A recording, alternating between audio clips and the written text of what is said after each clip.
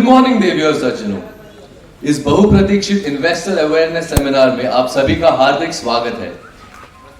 आज जब हम इस रोमांचक यात्रा पर निकल रहे हैं तो आपको यहां उपस्थित पाकर हम वास्तव में सम्मानित महसूस कर रहे हैं।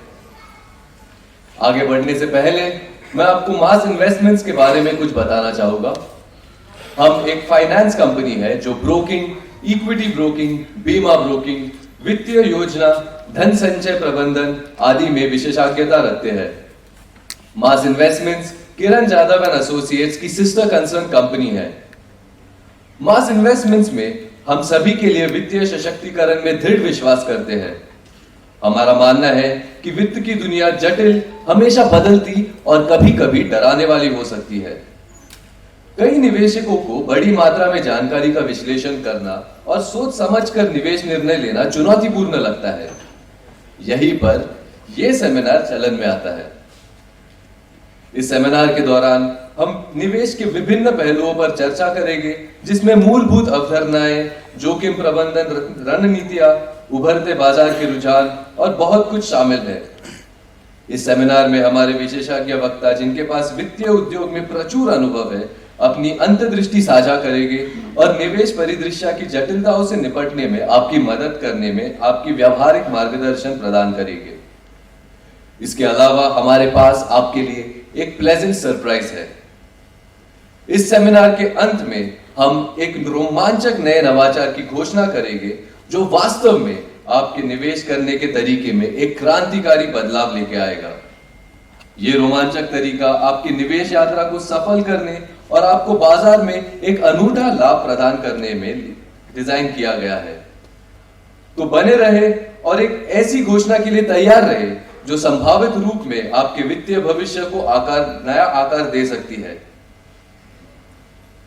अब मेरा सौभाग्य है कि मैं उन महानुभावों का परिचय करूं जिन्होंने आज हमारे समारोह में अपनी मौजूदगी से इस सेमिनार की शोभा बढ़ाई है। सबसे पहले मैं स्टेज पर बुलाना चाहूंगा मिस्टर आशीष सोमैया जी को, जो कि व्हाइट ओक कैपिटल मैनेजमेंट के सीईओ हैं।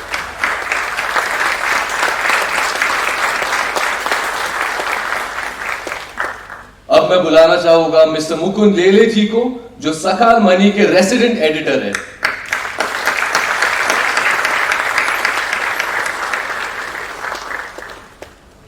हमें भाग्यशाली होने का अवसर मिला है कि मिस्टर किरण जाधव जी के साथ, जो किरण जाधव एंड एसोसिएट्स एलएलपी के एमडी है,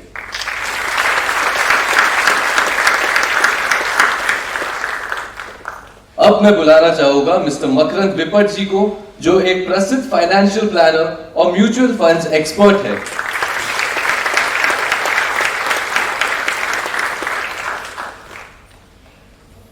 I welcome you all.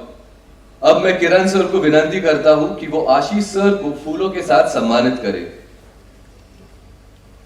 Can we have a big round of applause please.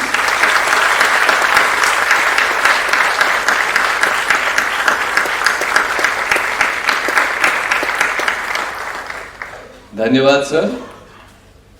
अब मैं मकरंद सर को विनती करता हूं कि वो मुकुंद सर को सम्मानित करें।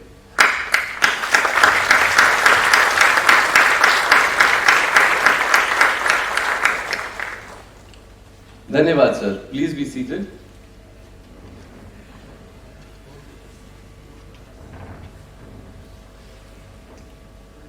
इस सेमिनार की शुरुआत करने से पहले हम दीप प्रज्वल करेंगे।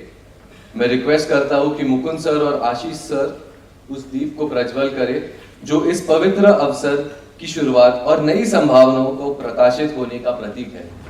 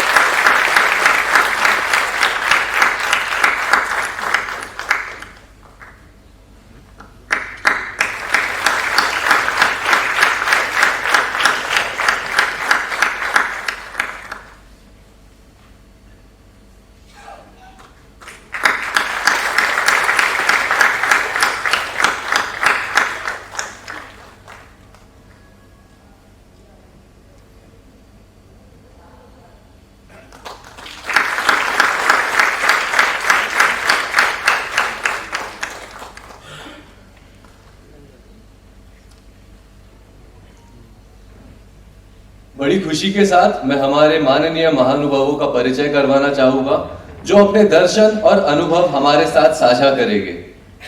सबसे पहले हमें आदर्शित होने का सौभाग्य है आशीष सर से, जिनकी अद्भुत विशेषज्ञता हमारे सफलता का आधार रही है। Ashish sir white oak capital asset management limited में रणनीति बनाने, व्यवसाय विकसित करने और दैनिक प्रबंध के लिए जिम्मेदार है। इससे पहले आशीष सर ने Motilal Oswal asset management company के मैनेजिंग डायरेक्टर और सीईओ के रूप में लगभग 8 वर्ष की सेवा की है। मोतीलाल ओसवाल एएमसी से पहले आशीष सर ने आईसीआईसीआई प्रूडेंशियल एएमसी में बिक्री और वितरण का प्रमुख कार्यभार निभाया था, जिसके अंतर्गत mutual funds, portfolio management services और रियल एस्टेट निवेश योजनाओं को भारत और मिडिल ईस्ट की कई वितरण चैनलों में माध्यम से पेश करना एक मूल्य अंक था। जोरदार तालियों के साथ स्वागत करते हैं आशीष सर का। आशीष सर, मैं आपसे रिक्वेस्ट करता हूं कि प्लीज आप कुछ शब्द कहें।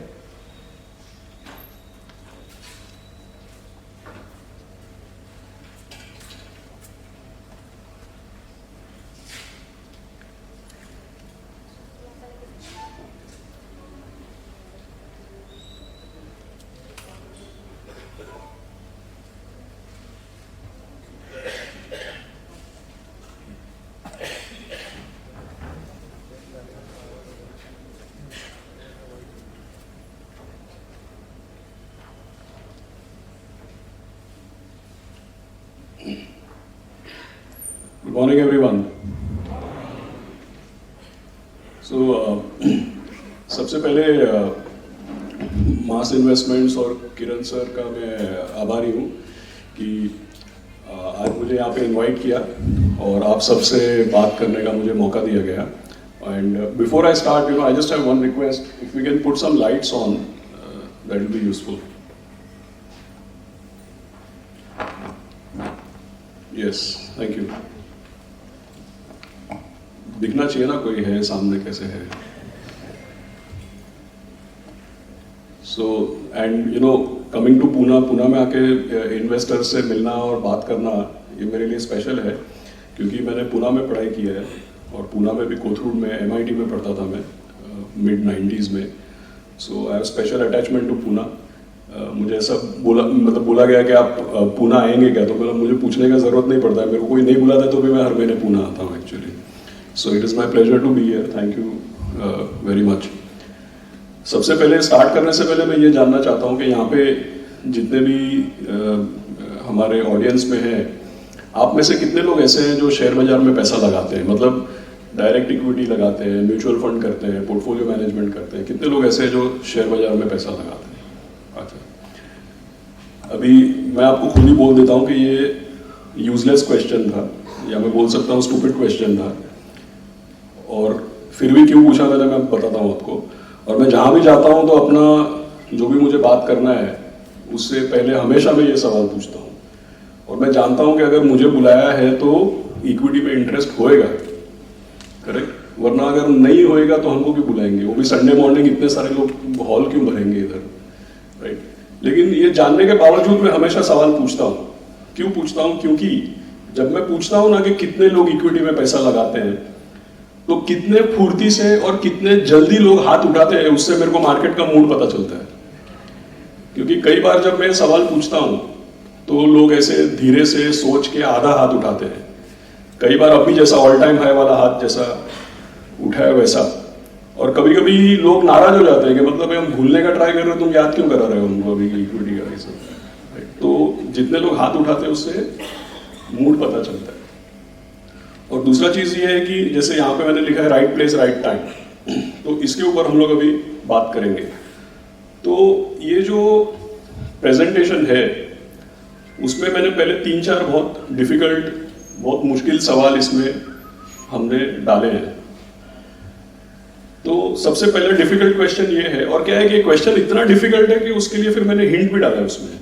ऐसा नहीं होना चाहिए कि जवाब नहीं मिले. तो सबसे पहला क्वेश्चन ये है कि दुनिया का सबसे सक्सेसफुल और सबसे फेमस इन्वेस्टर कौन है? बता सकते हैं आप? बताइए, कोई किसी को पता है? Mister Buffett. ओके, तो आपको समझ में आ गया कितना डिफिकल्ट मेरा क्विज है. So the world's most successful and most famous investor is mister Warren Buffett. अभी इसके बाद का सवाल, तो ऑफ कोर्स मेरे पास माइक है, आपके पास माइक नहीं है, तो जवाब देंगे तो थोड़ा जोर से बोलना प्लीज. इसके बाद का जो सवाल है वो वाकई में डिफिकल्ट क्वेश्चन है, क्योंकि पहले वाला क्वेश्चन जो मैंने पूछा उसमें आपको लगा रहेगा क्या डिफिकल्ट है, तो बकवास कर रहा है, बहुत इजी है. लेकिन ये क्वेश्चन वाकई में डिफिकल्ट है, सोचना इसके बारे में. और अगर आपने मिस्टर बफेट का कोई भी इंटरव्यू पढ़ा है, उनके बारे में कोई भी लिटरेचर अगर आपने पढ़ा है, तो आपको ये पता होना चाहिए, ठीक है. और उसका भी मैंने हिंट डाला है इधर. तो आप में और मिस्टर बफेट में कॉमन चीज या सिमिलैरिटी क्या है, और उसका हिंट क्या है कि जब भी मिस्टर बफेट को पूछा जाता है, जैसे मिस्टर बफेट आप जानते हैं बहुत फेमस आदमी है, तो उसका बहुत सारा इंटरव्यू होता है, बहुत सारे लोग उनके ऊपर इंटरव्यू, तो क्या उनके ऊपर पूरा पूरा 1000 पन्ने की किताब लिखा कितने लोगों ने, करेक्ट. तो उनको बहुत बार पूछा जाता है that mister Buffett what is the secret of your success, ऐसा उनको पूछा जाता है. तो जो हिंट क्या है, मैंने सवाल क्या पूछा कि आप में और मिस्टर बफेट में सिमिलैरिटी क्या है, और उसका हिंट क्या है कि जब भी मिस्टर बफेट को पूछा जाता है कि mister Buffett what is the secret of your success, तो हमेशा वो यही चीज जवाब देते हैं कि this is the secret of my success. तो मिस्टर बफेट के सक्सेस का जो राज है, वो सक्सेस का इंग्रेडिएंट या राज जो है वो आपके लिए भी लागू पड़ता है, आपके पास भी है वो. What is that common thing, can you tell me? Long term investing. जोर से बोलना पड़ेगा. पेशेंस. मेरे को ऐसा बोला गया है आप लोगों के पास पेशेंस नहीं है, तो आप झूठ मत बोलो. ऐसा मैंने देखा है कि पेशेंस नहीं है, क्या पेशेंस है? ऐसा 60 साल इन्वेस्ट करने का पेशेंस है क्या? तो वो कॉमन नहीं है. फिर और क्या है? रिसर्च. ओके, क्या एक चीज कॉमन है कि उनका भी, मैं मिला हूं उनको, उनका आवाज भी थोड़ा सॉफ्ट है, आप लोगों का भी आवाज सॉफ्ट है थोड़ा.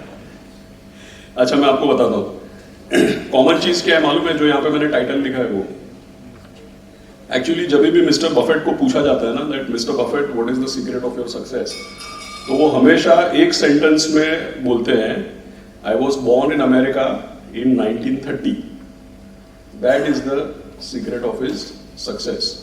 ऐसा क्यों बोलते हैं वो? क्योंकि 1930 में उनकी पैदाइश हुई अमेरिका में, इसका मतलब है कि स्कूल कॉलेज इनका 1940 1950 में हुआ.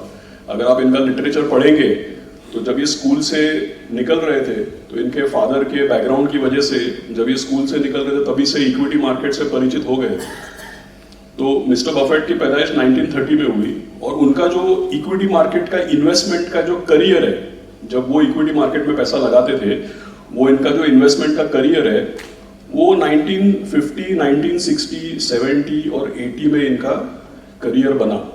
और 1960, 1970, 1980 की खास बात क्या है कि सेकेंड वर्ल्ड वॉर के बाद अमेरिका वर्ल्ड का सुपर पावर बन गया.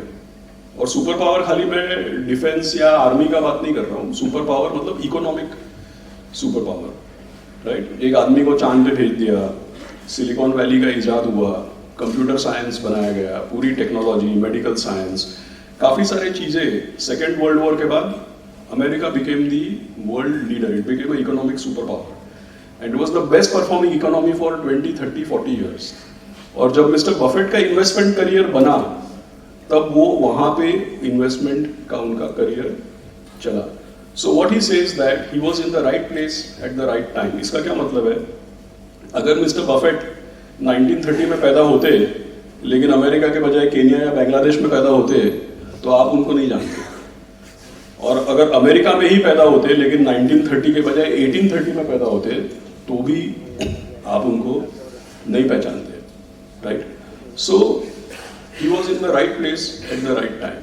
लेकिन मेरा आपको पूछने का एक सवाल ये भी है कि 1930 में अमेरिका में बहुत सारे लोग पैदा हुए थे, सारे के सारे तो मिस्टर बफेट नहीं बने. और ऐसा नहीं, बहुत सारे लोग पैदा हुए थे, बहुत सारे लोगों के फादर को इक्विटी का जानकारी होगा, बहुत सारे लोगों ने फाइनेंस का पढ़ाई भी किया होगा, लेकिन 1930 में जितने लोग अमेरिका में पैदा हुए वो सारे के सारे तो मिस्टर बफेट नहीं बन गए ना.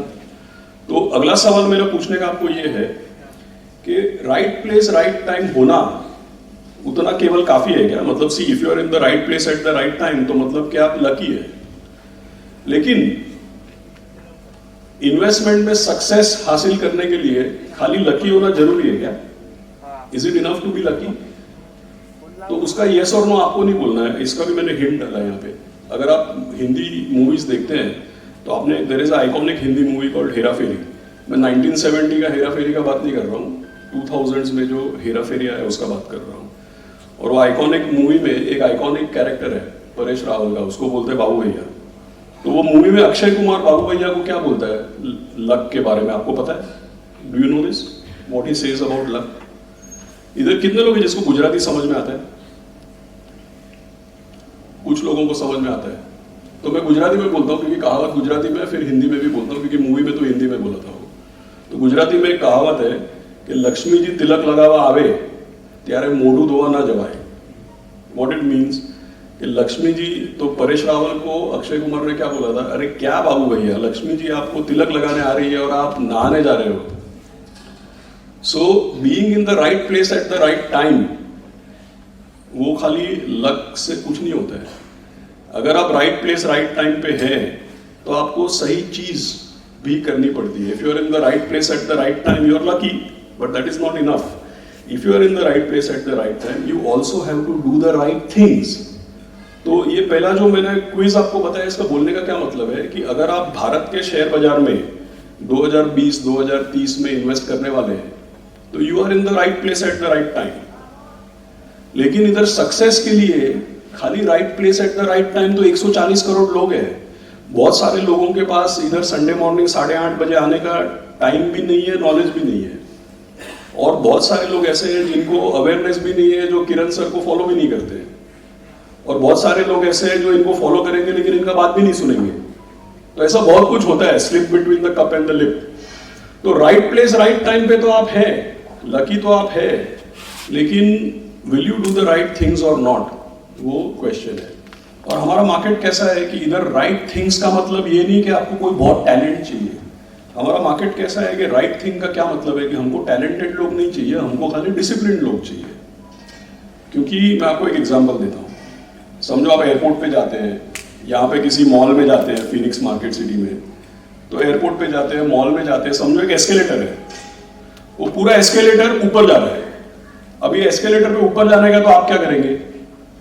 आपको खाली एस्केलेटर के ऊपर ऐसा रेलिंग पकड़ के खड़ा रहना है। अगर पूरा एस्केलेटर ऊपर चला जाएगा और आप नीचे आ गए तो आप बहुत टैलेंटेड है फिर, करेक्ट है ना? If the whole escalator is going up and you don't go up और you actually go down, then you are very, very talented.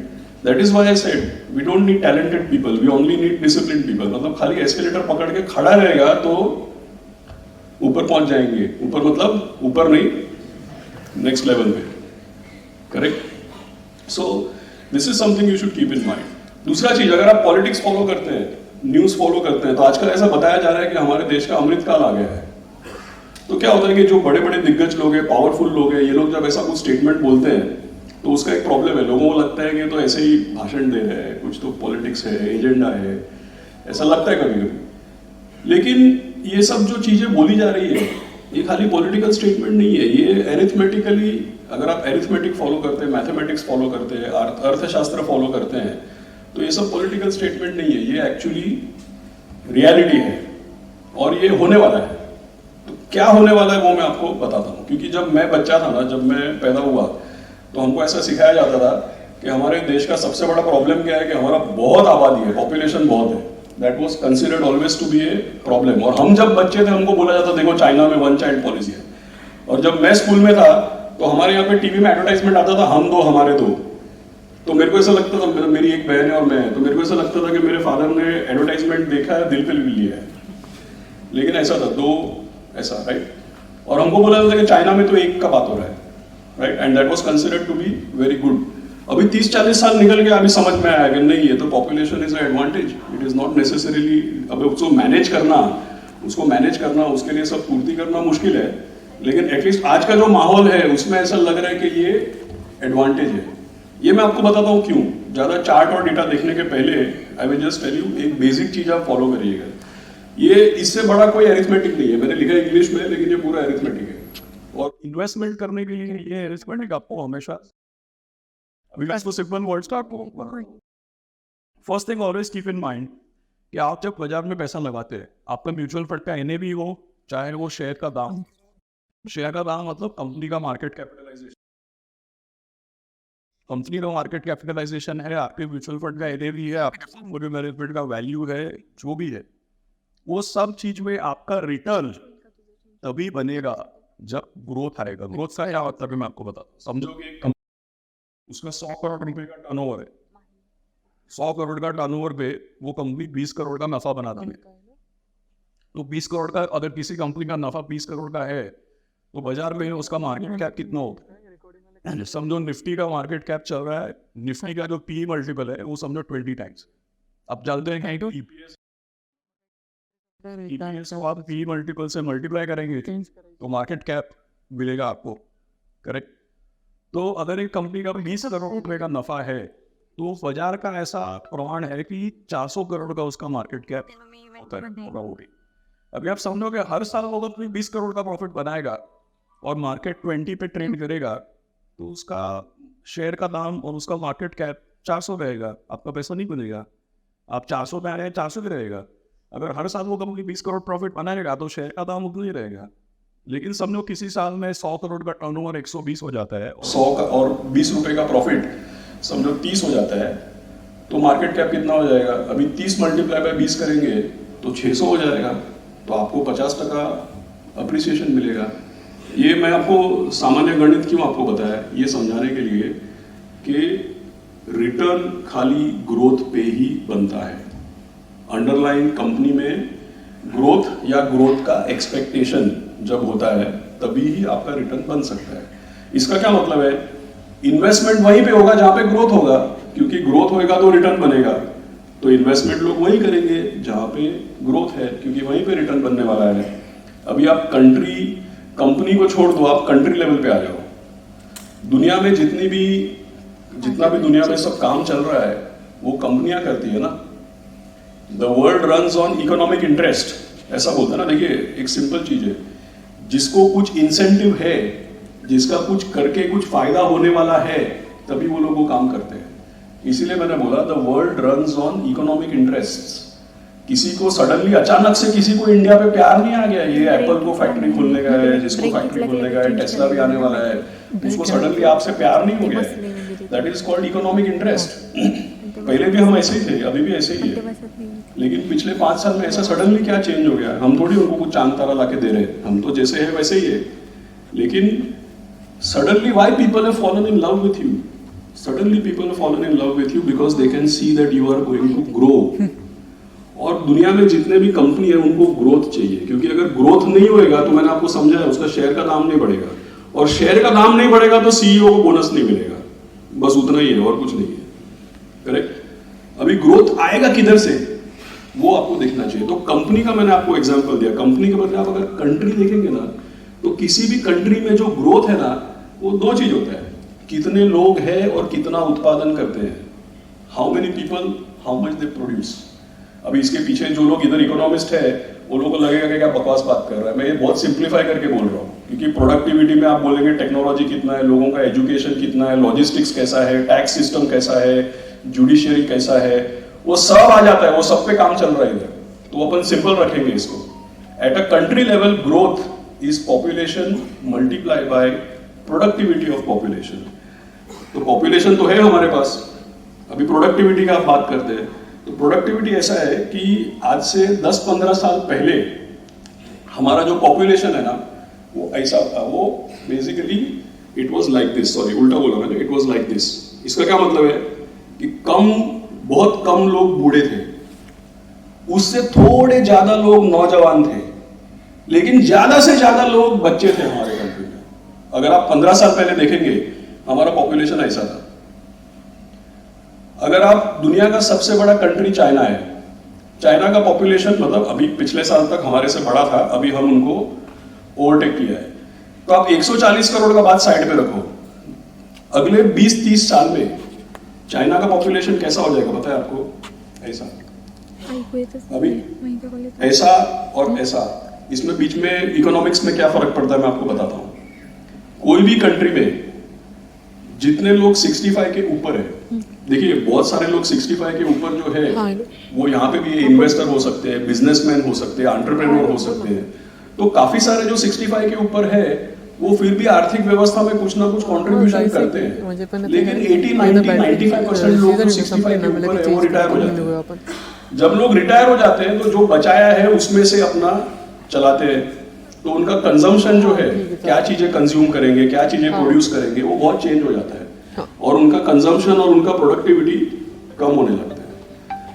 दूसरी तरफ आप देखिए बच्चे जो है उनका जो कंजम्पशन है वो खुद डिसाइड नहीं करते हैं और ज्यादा कुछ कंज्यूम भी नहीं करते हैं और बच्चे कुछ प्रोड्यूस भी नहीं करते हैं। तो समझने वाली बात यह है कि अगर किसी भी देश की आर्थिक व्यवस्था की बात करेंगे तो उसमें सबसे ज्यादा योगदान कंजम्पशन और प्रोडक्शन, सबसे ज्यादा योगदान किसका होता है? जो लोग 20 साल से 65 साल के बीच में है उसका होता है। तो किसी भी कंट्री का मैक्सिमम प्रोडक्टिविटी कब आएगा आप सोचो। ऐसा पॉपुलेशन है तो नहीं होएगा, ऐसा पॉपुलेशन है तो भी नहीं होएगा। अगला 10 से 15 साल में इंडिया का पॉपुलेशन कैसा हो जाएगा पता है? It will be like a diamond, it will be exactly like this. इसका क्या मतलब है? कम बच्चे हैं, कम बूढ़े हैं, सबसे ज्यादा लोग 20 और 65 के बीच में है। अभी चाइना का वो स्टेज पीछे चला गया, क्यों और भारी तेजी से पीछे चला गया, क्योंकि 40 साल से वन चाइल्ड पॉलिसी है।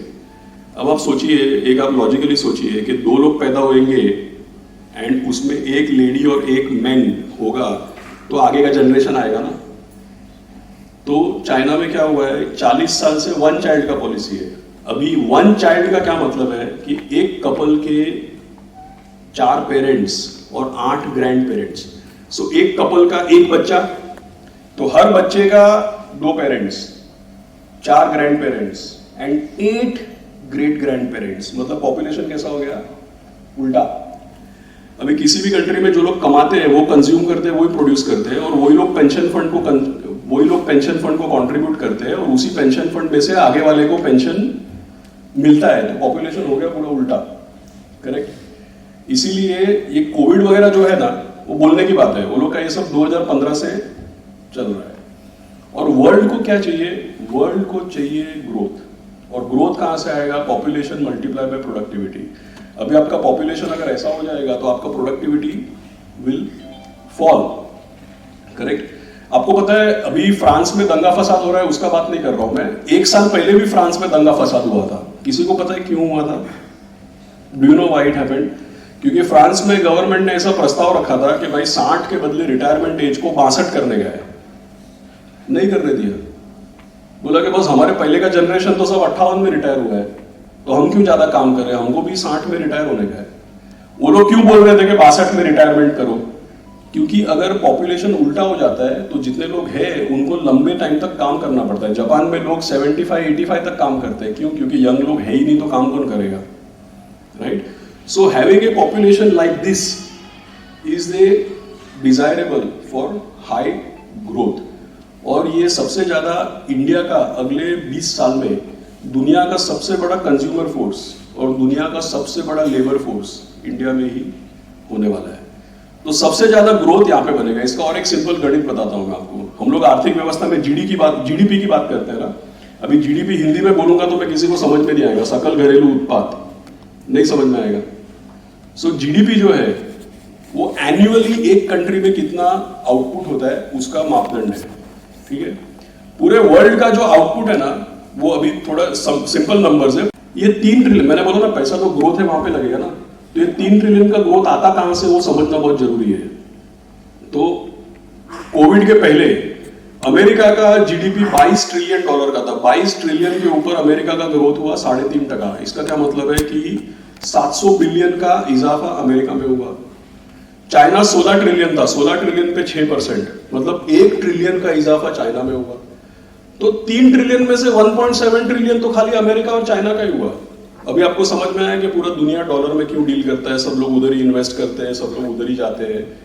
दैट इज बिकॉज वर्ल्ड का जितना भी एनुअल ग्रोथ है वो 2 कंट्री में से आता है। इंडिया किधर था? 2.5 ट्रिलियन का इकोनॉमी पे हमारा ग्रोथ खाली 3.5% था। इसका क्या मतलब है कि पूरे दुनिया का 16% पॉपुलेशन हमारे पास था और हमने वर्ल्ड के ग्रोथ में 100 बिलियन मतलब खाली 3 से 4% हमने योगदान दिया। तो कोविड के पहले हमारा योगदान पूरे वर्ल्ड के ग्रोथ में था 3 से 4%। अभी 2022 का साल खत्म हुआ, वर्ल्ड के ग्रोथ में हमारा कितना हमने कितना योगदान दिया पता है किसी को? कितना परसेंट दिया हमने? हमारा ग्रोथ 7% था। तो $3.5 ट्रिलियन पे 7% मतलब हमने $250 बिलियन का योगदान दिया वर्ल्ड के ग्रोथ को। वो वर्ल्ड के ग्रोथ का कितना परसेंटेज था पता है आपको? कोविड के पहले 3% था, 2022 में 20% से ऊपर था। तो पूरे वर्ल्ड में जितना भी ग्रोथ हुआ उसका 20% खाली हमारे कंट्री में से आया। अभी आपको समझ में आया क्यों सबको इधर फैक्ट्री खोलने का है? आपका समझो एक बिजनेस है, वो बिजनेस का पूना में ब्रांच है और पूना में आपका घर घर में आप बहुत सक्सेसफुल है। अभी आपको पता चला है कि पूना से ज्यादा ग्रोथ नासिक में हो रहा है, तो आप अगला ब्रांच किधर खोलेंगे? फिर से पूना में खोलेंगे कि जहां पे ज्यादा मार्केट बढ़ रहा है उधर खोलेंगे? तो इसीलिए सबका अगला फैक्ट्री इंडिया में बनने वाला है क्योंकि ग्रोथ इधर है। और ग्रोथ का एक चीज आप ध्यान रखो, growth is relevant only if it comes at scale. अगर आपका कंट्री का जीडीपी 3.5 ट्रिलियन नहीं है, समझो आपके कंट्री का जीडीपी $20 बिलियन है, जैसे अफ्रीका में बहुत सारा कंट्री है, $20 बिलियन का जीडीपी होएगा, वो 60% क्या 10% ग्रो करेगा। लेकिन 20 बिलियन में 10% ग्रो करेगा तो 2 बिलियन का प्रोडक्शन होएगा। और 3.5 ट्रिलियन में अगर 6% भी ग्रोथ होएगा तो 200 बिलियन का प्रोडक्शन होएगा। हम 3.5 ट्रिलियन में हम जब 60% ग्रो करते हैं तो हम लोग 250 बिलियन ग्रो करते हैं ना। हम 250 बिलियन साल का ग्रो करते हैं, 250 बिलियन पाकिस्तान का पूरा जीडीपी है। उतना मतलब एक पाकिस्तान रोज हम लोग हर साल इधर ही बना रहे, जोड़ रहे हैं। Correct? So what you should keep in mind, growth is relevant only if it comes at scale. अभी ये स्लाइड को खत्म करते हैं कि आप मेरे को बताइए दुनिया में कितना ऐसा कंट्री है जिसका $3.5 ट्रिलियन का जीडीपी है और 7% ग्रो भी कर रहा है? कितना कंट्री है बताइए? एक ही है, there is only one, right? So अगला 10, 20, 30 साल जब तक अपना पॉपुलेशन ऐसा है तब तक आप राइट प्लेस राइट टाइम पे हैं। अभी ये 10-20 साल में आप क्या कर सकते हैं वो आप कर लीजिए। अभी क्या होता है जब लोग सब बोलते हैं SIP करना चाहिए, कंपाउंडिंग करना चाहिए, तो ऐसे बोल देते हैं लोग, लेकिन किरण सर मैं बहुत बार पूछा लोग गिनते नहीं है, तो अपन गिनवाते हैं अभी, राइट? अभी आप समझिए कि यहाँ पे अज्यूम करता हूँ बहुत यहाँ पे रईस लोग रहेंगे तो बुरा मत मानना, लेकिन समझो कि किसी का पोर्टफोलियो अभी 1 करोड़ है, एग्जाम्पल देता हूँ, मेरे को पता नहीं है, एग्जाम्पल देता हूँ अभी। अगर किसी का 1 करोड़ का पोर्टफोलियो है और पिछले 30 साल का हिस्ट्री क्या है पता है आपको? 1991 से लेके अभी तक अपना जो सेंसेक्स है वो हर साल 12% से ग्रो किया है। अभी आप सोचो हर साल 12% जो चीज ग्रो होता है ना वो 6 साल में डबल। पता है आपको ये अरिथमेटिक पता है ना, रूल ऑफ 72, पता होना जरूरी है कि 72 से नंबर को डिवाइड करेंगे तो कितने साल में डबल होएगा पता चलता है। तो 12% का ग्रोथ है और 72 से 12 को डिवाइड करेंगे तो 6 आता है, मतलब हर 6 साल में डबल। अभी आप गिनती करो मेरे साथ। आप और एक चीज ध्यान में रखिए कि जो लोग इधर 50 साल का है उसको लगता है क्या बकवास कर रहा है, 20-30 साल का बात कर रहा है। लाइफ एक्सपेक्टेंसी 80 है अभी, और अगर आप रिटायरमेंट प्लानिंग कर रहे हैं तो आप 80 का प्लानिंग नहीं कर सकते, आपको 100 का तो करना ही पड़ेगा ना, क्योंकि ऐसा डिसाइड तो नहीं कर सकते, तो 100 का प्लानिंग करना पड़ेगा। और 100 के बदले 80 हो गया तो अगले जनरेशन को भी कुछ ट्रस्ट वस्ट देना पड़ेगा ना, याद तो रखेंगे कम से कम, नया हार तो लगाएंगे ना कम से कम। अगर मेरा बेटा, मैं आपको एग्जांपल देता हूं, मेरे फादर है, करेक्ट, अभी नहीं है, अनफॉर्चुनेटली पास्ट अवे, लेकिन आपको सबको व्हाट्सएप में और ईमेल में आया रहेगा ना, 1980 में 10,000 का विप्रो लेते तो कितना हो जाता है, ऐसा आया था आपको? आता है ना? कितने सिंसियर लोग हैं, कोई कैलकुलेट करके अपडेट भी करता है, वो कैलकुलेट करने के बदले खुद कर देता, पता नहीं किधर पहुंच जाता था। लेकिन फिर भी समझो मैं घर जाता हूं, मेरे फादर को पूछता हूं कि 1980 में क्या कर रहे थे आप, 10,000 रुपए लगाया होता तो मेरे को इधर भाषणबाजी नहीं करना पड़ता ना, पूछ सकता है ना। अगर मैं पूछेगा तो मेरे फादर क्या बोलते हैं मेरे को अरे भाई तभी इकोनॉमिक टाइम्स नहीं था, किरण सर टीवी पे नहीं आते थे, वॉरेन बफेट कौन था किसी को पता नहीं था, और विप्रो तो तेल बनाता था। तू बात क्या कर रहा है? तो मेरे को जवाब मानना पड़ेगा ना, आई कैन नॉट आर्ग्यू। लेकिन मेरा बेटा मेरे को पूछेगा तो मैं क्या करेगा? मेरा बेटा पूछेगा तू तो गांव भर में भाषण दे रहा था, खुद क्या किया? तो समझो अभी मेरे पास अगर 1 करोड़ है, एग्जाम्पल में देता हूं, समझो अभी मेरे पास 1 करोड़ है, तो 30 साल के बाद मेरा बेटा क्या हिसाब पूछेगा वो मैं आपको भी बताता हूं, आप भी ध्यान में रखना, आपको भी पूछा जाएगा। अभी आप गिनो मेरे साथ, 6 साल में डबल होता है, तो 1 करोड़ का 6 साल में कितना होएगा? 2 करोड़। 12 साल में कितना होएगा? 4 होएगा। 18 साल में कितना होएगा? जोर से बोलो, आपके पैसे का बात हो रहा है। 18 साल में 8 होएगा, 24 साल में 16 होएगा, 30 साल में 32 होएगा ना। तो ध्यान में रखना आपको कितने का हिसाब पूछने वाले लोग घर पे। मेरा बेटा पक्का पूछने वाला है, और पास्ट का स्टोरी देके कुछ नहीं होने वाला है, पास्ट में हुआ है। और पिछले 30 साल में जो 12% आया ना, उसमें टेक्नोलॉजी, यंग पॉपुलेशन, दुनिया भर का investment, education, GST, logistics, infrastructure, कुछ नहीं था, फिर भी 12% आया है। तो अगले 20 साल में जब आएगा तो आपको हिसाब पूछा जाएगा, तो ध्यान में रखना क्या करने का। और अगर नहीं बनाया तो बहुत रिग्रेट होएगा, फिर याद आएगा कि एक आदमी आके बकवास करके गया था संडे मॉर्निंग को, सुनना चाहिए था उसका बात, राइट?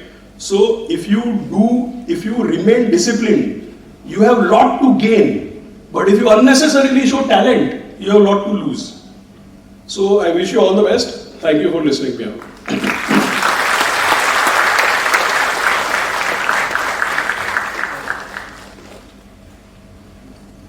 धन्यवाद आशीष सर, आपके विचारों से हमें प्रज्वलित करने के लिए। अब मैं एक ऐसे व्यक्ति को आमंत्रित करना चाहूंगा जिनका मुझे लगता है कि परिचय देने की जरूरत ही नहीं, क्योंकि आज से पहले हमारे कंपनी के पुणे के काफी सेमिनार्स में इनका प्रमुख योगदान रहा है।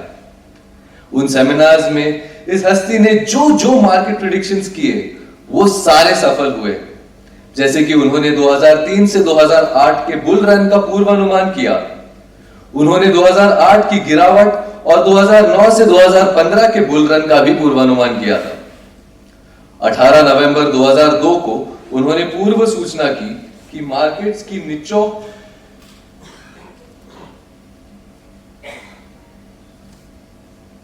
18 नवंबर 2002 से उन्होंने पूर्व सूचना की कि मार्केट्स की निचोक से उभरने की स्थिति हो गई है, जब सेंसेक्स लगभग 3000 स्तर पे था और दिया गया लक्ष्य 10,000 था। तो अभी आप सब जान ही गए होंगे कि मैं किस हस्ती के बारे में बात कर रहा हूं। किरण सर की विशेषज्ञता और रणनीतिक कौशलता ने हमारे संगठन के प्रगति में महत्वपूर्ण योगदान दिया है। किरण सर, आपको मंच पर बुलाने से पहले मैं एक सवाल पूछना चाहूंगा। काफी लोगों का जानना है कि पिछले 6 महीनों से आप किसी भी बिजनेस चैनल पर पेश क्यों नहीं हुए। हम इस सवाल का जवाब जानना चाहेंगे, तो चलिए हम सुनेंगे किरण सर के विचारों को निवेश की चुनौतियों और लाभों पर।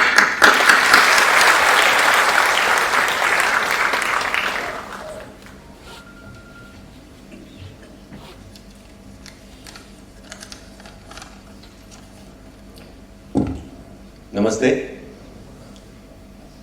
Good morning. थोड़ा सा जोश, मॉर्निंग, क्योंकि आशीष जी को पता चलना चाहिए कि पुणे के बंदों में जोश है। और आशीष जी, आपने बहुत ही बढ़िया पॉइंट रखा, जिसके कारण हमें ये पता चलेगा कि हमारा ग्रोथ स्ट्रक्चर कैसा रहेगा, लॉन्ग टर्म इन्वेस्टमेंट्स के बेनिफिट्स क्या रहेंगे, और इसी आधार पे मैं टेक्निकल व्यू पेश करूंगा। और आप सभी को ऐसा लग रहा होगा कि हमने डिसाइड करके आए थे, पर मुझे मालूम नहीं था आशीष जी किस टॉपिक पे बात करने वाले थे।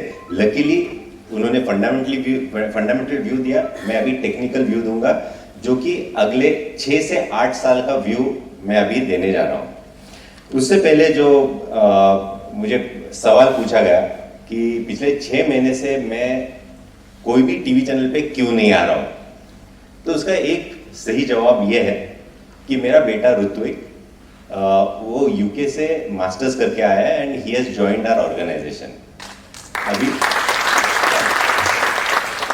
सो नई टेक्निक, नया जनरेशन वो अभी हमें सिखा रहा है, तो ये एक अच्छी बात होती है। ये नई टेक्निक मैं सीख रहा हूं उससे and at the same time business मैं उससे सिखा रहा हूं, तो ये कॉम्बिनेशन बहुत इंपॉर्टेंट है क्योंकि मेरे पहले से ही प्लान था कि मैं और 1.5 साल काम करूंगा, उसके बाद रिटायरमेंट लूंगा और फिर ऋत्विक, आशीष, Makarand will take forward. And पिछले 20-25 साल से लगातार विदाउट अ वीकेंड मैंने काम किया है, तो अर्ली रिटायरमेंट तो बनता है बिकॉज फाइनली क्वालिटी टाइम भी स्पेंड करनी होती है। सो ये नए जनरेशन से जब बात करते हैं तो ये पता चलता है कि ये नए जनरेशन को चाहिए क्या। तो आप में से अगर कोई नए जनरेशन में है तो आपकी इच्छा क्या है, स्टॉक मार्केट में कैसे पैसे बनाने चाहिए? नया जनरेशन इन 25-30 इयर्स कोई है इधर? फास्ट होना चाहिए। कौन बोला? ग्रेट, फास्ट पे चाहिए। मेरा बेटा भी कहता है क्या 20 साल पे कब मैं पैसा उसका यूटिलाइज कब करूंगा। करेक्ट, ये नया जनरेशन की सोच है। तो जल्दबाजी में पैसा चाहिए उनको, और कुछ, और ऐसा पैसा चाहिए जहां पे मैं काम नहीं करूं, यानी एक्टिवली काम नहीं करूं और फिर भी पैसा चाहिए, पैसिव इनकम चाहिए। करेक्ट। तो फॉर एग्जांपल आप में से कई लोग होंगे जो डॉक्टर, सर्जन होंगे, कई सॉफ्टवेयर इंजीनियर रहेंगे, या अपना कोई बिजनेस होगा, तो आप अपना काम करते रहे और उधर से स्टॉक मार्केट हमें रेगुलर इनकम जनरेट करते रहे। ऐसा कुछ हो तो इस पे हम कामकाज कर रहे हैं और इसको हम नाम देते हैं एल्गो ट्रेडिंग। उसके हम ऊपर बहुत गहरी अभ्यास कर रहे हैं। पिछले 6 महीने में हमने 8 एल्गोज तैयार किए, उसमें से हमने नैरो डाउन होकर अभी 3 एल्गोज पे काम कर हो रहा है, और इंडिपेंडेंस डे यानी 15 अगस्त को हम हमारा पहला एल्गो जो कि सबसे अच्छा रहेगा वो लॉन्च करेंगे। तो फाइनेंशियल इंडिपेंडेंस डे पे हम लॉन्च करने जा रहे हैं। रिटर्न्स बहुत ही बेहतरीन है, मैं अभी बात नहीं करूंगा, पर जिनको इस एल्गो की और मालूमात करनी है उन्होंने हमारे helpline number, investor helpline number जो कि हमारे वेबसाइट पे है, मैं थोड़ी देर के बाद दिखाऊंगा, उस पर आप फोन करके हमें मिलने के लिए आ जाइए। हम बता देंगे किस तरीके से एल्गो कामकाज कर रहा है, कैसे रिटर्न्स आ रहे हैं, आपकी कितनी इन्वेस्टमेंट होनी चाहिए, और आप अपना काम करते रहे। इधर मशीन आपके लिए पैसा हर रोज बनाता रहेगा। हर रोज यानी प्रॉफिट एंड लॉस होता ही रहता है, बट ओवरऑल परसेंटेज मंथली बहुत ही बेहतरीन है। मशीन लर्निंग में एक इंपॉर्टेंट, ये एआई जो चल रहा है आजकल, इसमें एक बहुत इंपॉर्टेंट चीज ये होती है कि इमोशंस नहीं होते। अगर आपको मुझे अगर ट्रेड लेना है तो हम विद इमोशंस ट्रेड लेते हैं। उधर एक XYZ चीज हो गई तो वो डायरेक्ट बाय ही हो जाता है या शॉर्ट ही हो जाता है, यानी सेल ही हो जाता है, और स्ट्रिक्ट स्टॉप लॉस होता है और प्रॉफिट्स राइड किए जाते हैं। वो इमोशनली कई बार हम सब प्लान करते हैं पर फेलियर आता है बिकॉज इमोशंस बीच में आ जाते हैं। तो मशीन को इमोशंस नहीं होते, इसलिए प्रोबेबिलिटी ऑफ मेकिंग मनी बढ़ जाता है और इसीलिए परसेंटेज रिटर्न बहुत अच्छा मिल जाता है। दूसरी चीज जो हम ये एक हो गया, इस पे काम कर रहे हैं। दूसरा एक काम कर रहे हैं जो मीडियम टर्म आउटलुक से लेके शॉर्ट टर्म से लेके मीडियम टर्म आउटलुक का किस तरीके से हमें स्टॉक्स लेने चाहिए, इसके ऊपर हम सॉफ्टवेयर बना रहे हैं जिसका नाम है डेल्टा डैश।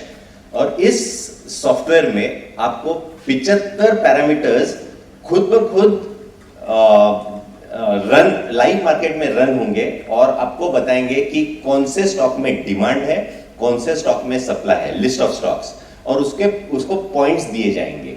यानी आउट ऑफ 100 75 पॉइंट्स है तो बहुत ही बेहतरीन, 70 है तो और थोड़ा सा कम, यानी कोई पैरामीटर्स उसमें कामकाज उतने सक्रिय नहीं है।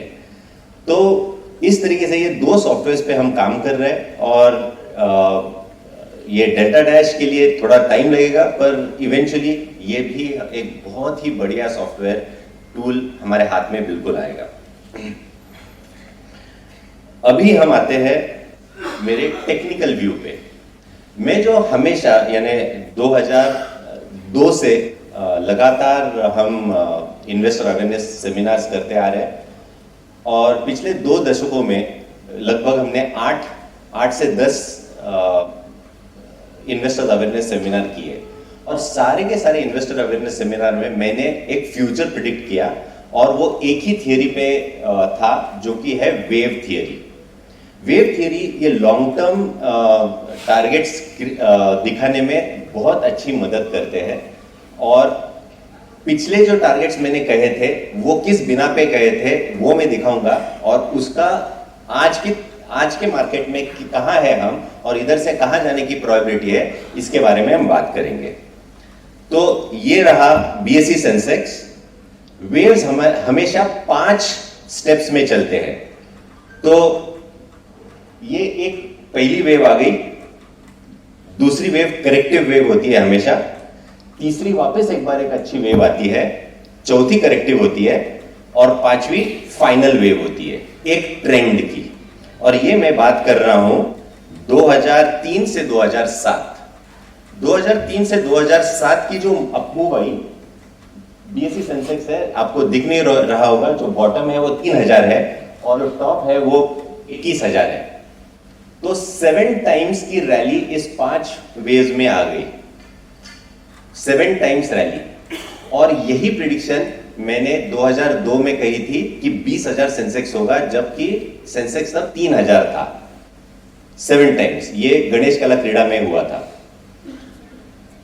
अभी जब ये 7 टाइम्स कहा था और 3000 था, तब इन्वेस्टर का क्या कहना था, 20,000 हो ही नहीं सकता, और किसी ने बिलीव नहीं किया और इन्वेस्ट नहीं किया। क्या है ऐसे भारत में, ऐसा क्या है कि इतना ऊपर चला जाएगा सेंसेक्स? और शायद 80% ऑफ द पीपल थोड़े से इन्वेस्ट किए, छोटे से मुनाफे से बाहर निकल गए। उसके बाद आ गया एक अच्छी मंदी जो लेफ्ट हैंड साइड में दिख रही है, जो सत्यम का केस हुआ था, उधर लेमन ब्रदर्स हुए थे, और उसके बाद एक अच्छी मंदी। एक अच्छी मंदी के बाद वापस 5 स्टेप्स आने हैं। तो ये पहला स्टेप, फर्स्ट वेव, ये सेकेंड वेव, ये थर्ड वेव, ये फोर्थ वेव और ये 5th वेव। अभी ये जो पीरियड है वो है 2009 से 2019। हमेशा 5 स्टेप्स से चलते हैं। तो ये जो आप देख रहे हो 2009 से 2019, ये है लगभग 6 टाइम्स। 30,000 से हम गए 42 के आसपास। सो इतना बड़ा मूव हमें वापस एक बार एक बुल रन में देखने को मिला। इस बार भी पीपल डिड नॉट बिलीव कि क्या मार्केट ऊपर जाएगा, कहां जाएगा, क्या होगा, पर धीरे धीरे हर्षद मेहता के टाइम से यानी 92 से इन्वेस्टर्स अवेयरनेस बढ़ता रहा, तो इन्वेस्टमेंट थोड़ी थोड़ी बढ़ती रही। ओके, अब आते हैं 2020 का ये जो मैं कह रहा हूं 2019, उसके बाद कोविड आ गया और कोविड की वजह से वापस एक बार करेक्शन आ गया। देखो, करेक्शन किसी नाम से आएगा, एक बार कोविड से आएगा, एक बार स्कैम से आएगा, अगली बार जो आएगा मुझे मालूम नहीं, पर करेक्शन आएगा 5 वेव खत्म होने के बाद। ये रूल है और ये 100 साल से रूल चलता आ रहा है, आज की बात नहीं है। तो ये करेक्शन होने के बाद अभी हम कहां हैं? ये होगी फर्स्ट वेव और ये हो गई सेकेंड वेव।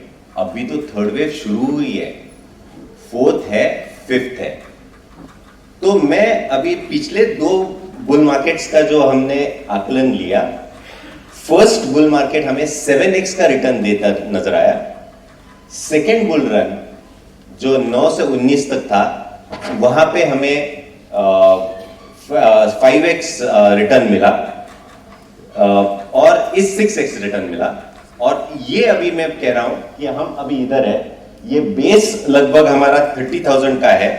तो इधर से अगर हम पेसिमिस्टिक व्यू लेते हैं यानी 5 गुने की बात करते हैं तो सेंसेक्स 1.5 लाख होगा। आज कहां है 60,000, मैं राउंड फिगर्स बात कर रहा हूं, 1.5 लाख। और अगर ये 7 टाइम्स होता है तो 2,10,000 सेंसेक्स होगा।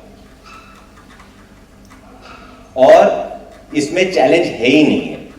आशीष जी ने हमें फंडामेंटल के बारे में बताया, किस तरीके से वैल्यूएशंस बढ़ते रहते हैं, किस तरीके से डायमंड एरिया में हम है। उसके साथ साथ उन्होंने अमृत काल का मेंशन किया। ये सब अगर हम को रिलेट करते हैं तो 7 टाइम्स ये कोई बहुत बड़ी चीज नहीं है। बहुत बड़ी चीज है बिल्कुल नहीं। और मैं कह रहा हूं कि 1,50,000 या 2,10,000 इस सेंसेक्स के टारगेट्स है, ये फाइनल टारगेट्स नहीं है। इधर से बहुत ऊपर भी जाना है, क्योंकि उधर से वापस एक क्रैक आएगा फॉर सम रीजन, और वापस एक बार 5 वेव्स आएंगे।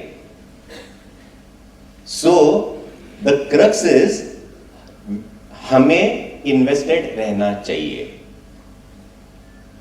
2 तरीके से हमें इन्वेस्टमेंट करनी चाहिए। एक तो रेगुलर इनकम आते रहना चाहिए स्टॉक मार्केट से, और एक अमाउंट होनी चाहिए जहां पे हमें लॉन्ग टर्म ग्रोथ में रहना है।